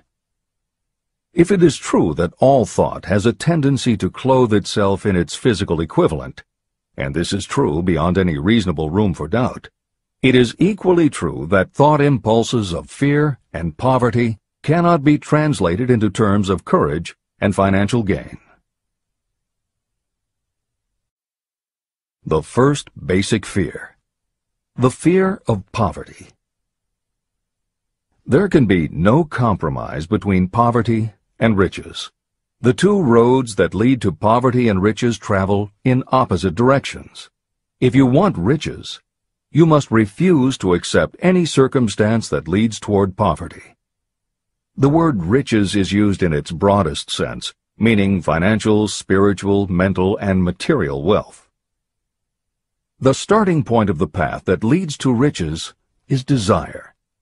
In Chapter 3, you received full instructions for the proper use of desire. In this chapter on fear, you have complete instructions for preparing your mind to make practical use of desire. Here is the place to give yourself a challenge, which will definitely determine how much of this philosophy you have absorbed. Here is the point at which you can tell what the future holds in store for you. If, after reading this chapter, you are willing to accept poverty, you may as well make up your mind to receive poverty. This is one decision you cannot avoid. But if you demand riches, determine what form and how much will be required to satisfy you. You know the road that leads to riches. You have been given a road map. If you follow it, it will keep you on that road. If you neglect to make the start, or stop before you arrive, no one will be to blame but you. This responsibility is yours. No excuse will save you from accepting the responsibility if you now fail or refuse to demand riches of life. All you need is one thing. Incidentally, the only thing you can control, and that is a state of mind. A state of mind is something that is up to you. It cannot be purchased. it must be created.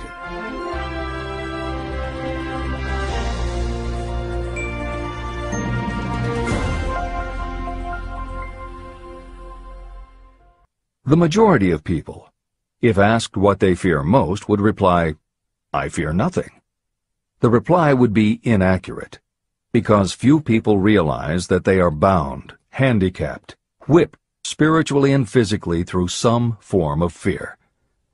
So subtle and deeply seated is the emotion of fear that you may go through life and never recognize its presence. Only a courageous analysis will disclose the presence of this universal enemy. When you begin such an analysis, search deeply into your character. The following is a list of the symptoms to look for. Symptoms of the fear of poverty. 1. Indifference. Commonly expressed through lack of ambition, willingness to tolerate poverty, and the acceptance of whatever compensation life may offer without protest. Also mental and physical laziness, and lack of initiative, imagination, enthusiasm, and self-control. 2. Indecision. The habit of permitting others to do your thinking, sitting on the fence. 3. Doubt. Generally expressed through alibis and excuses designed to cover up, explain away, or apologize for your failures. Sometimes expressed in the form of envy of those who are successful, or by criticizing them. 4. Worry. Usually expressed by finding fault with others, a tendency to spend beyond your income, neglect of personal appearance, scowling and frowning, nervousness, lack of poise, self-consciousness, and often the use of alcohol or drugs. 5. Overcaution.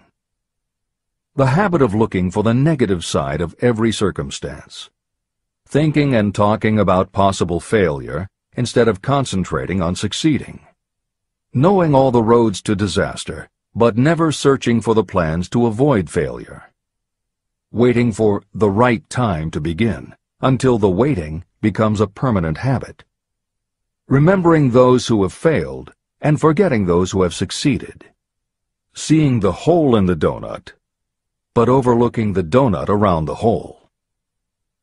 6. Procrastination. The habit of putting off until tomorrow that which should have been done last year, spending more time in creating excuses than it would take to do the job. This symptom is closely related to overcaution, doubt, and worry. Refusal to accept responsibility. Willingness to compromise rather than put up a fight.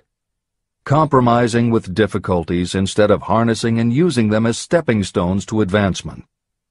Bargaining with life for a penny instead of demanding prosperity, opulence, riches, contentment, and happiness.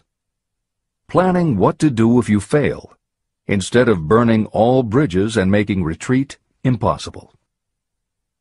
Weakness of, and often total lack of, self-confidence, definiteness of purpose, self-control, initiative, enthusiasm, ambition, thrift, and sound reasoning ability.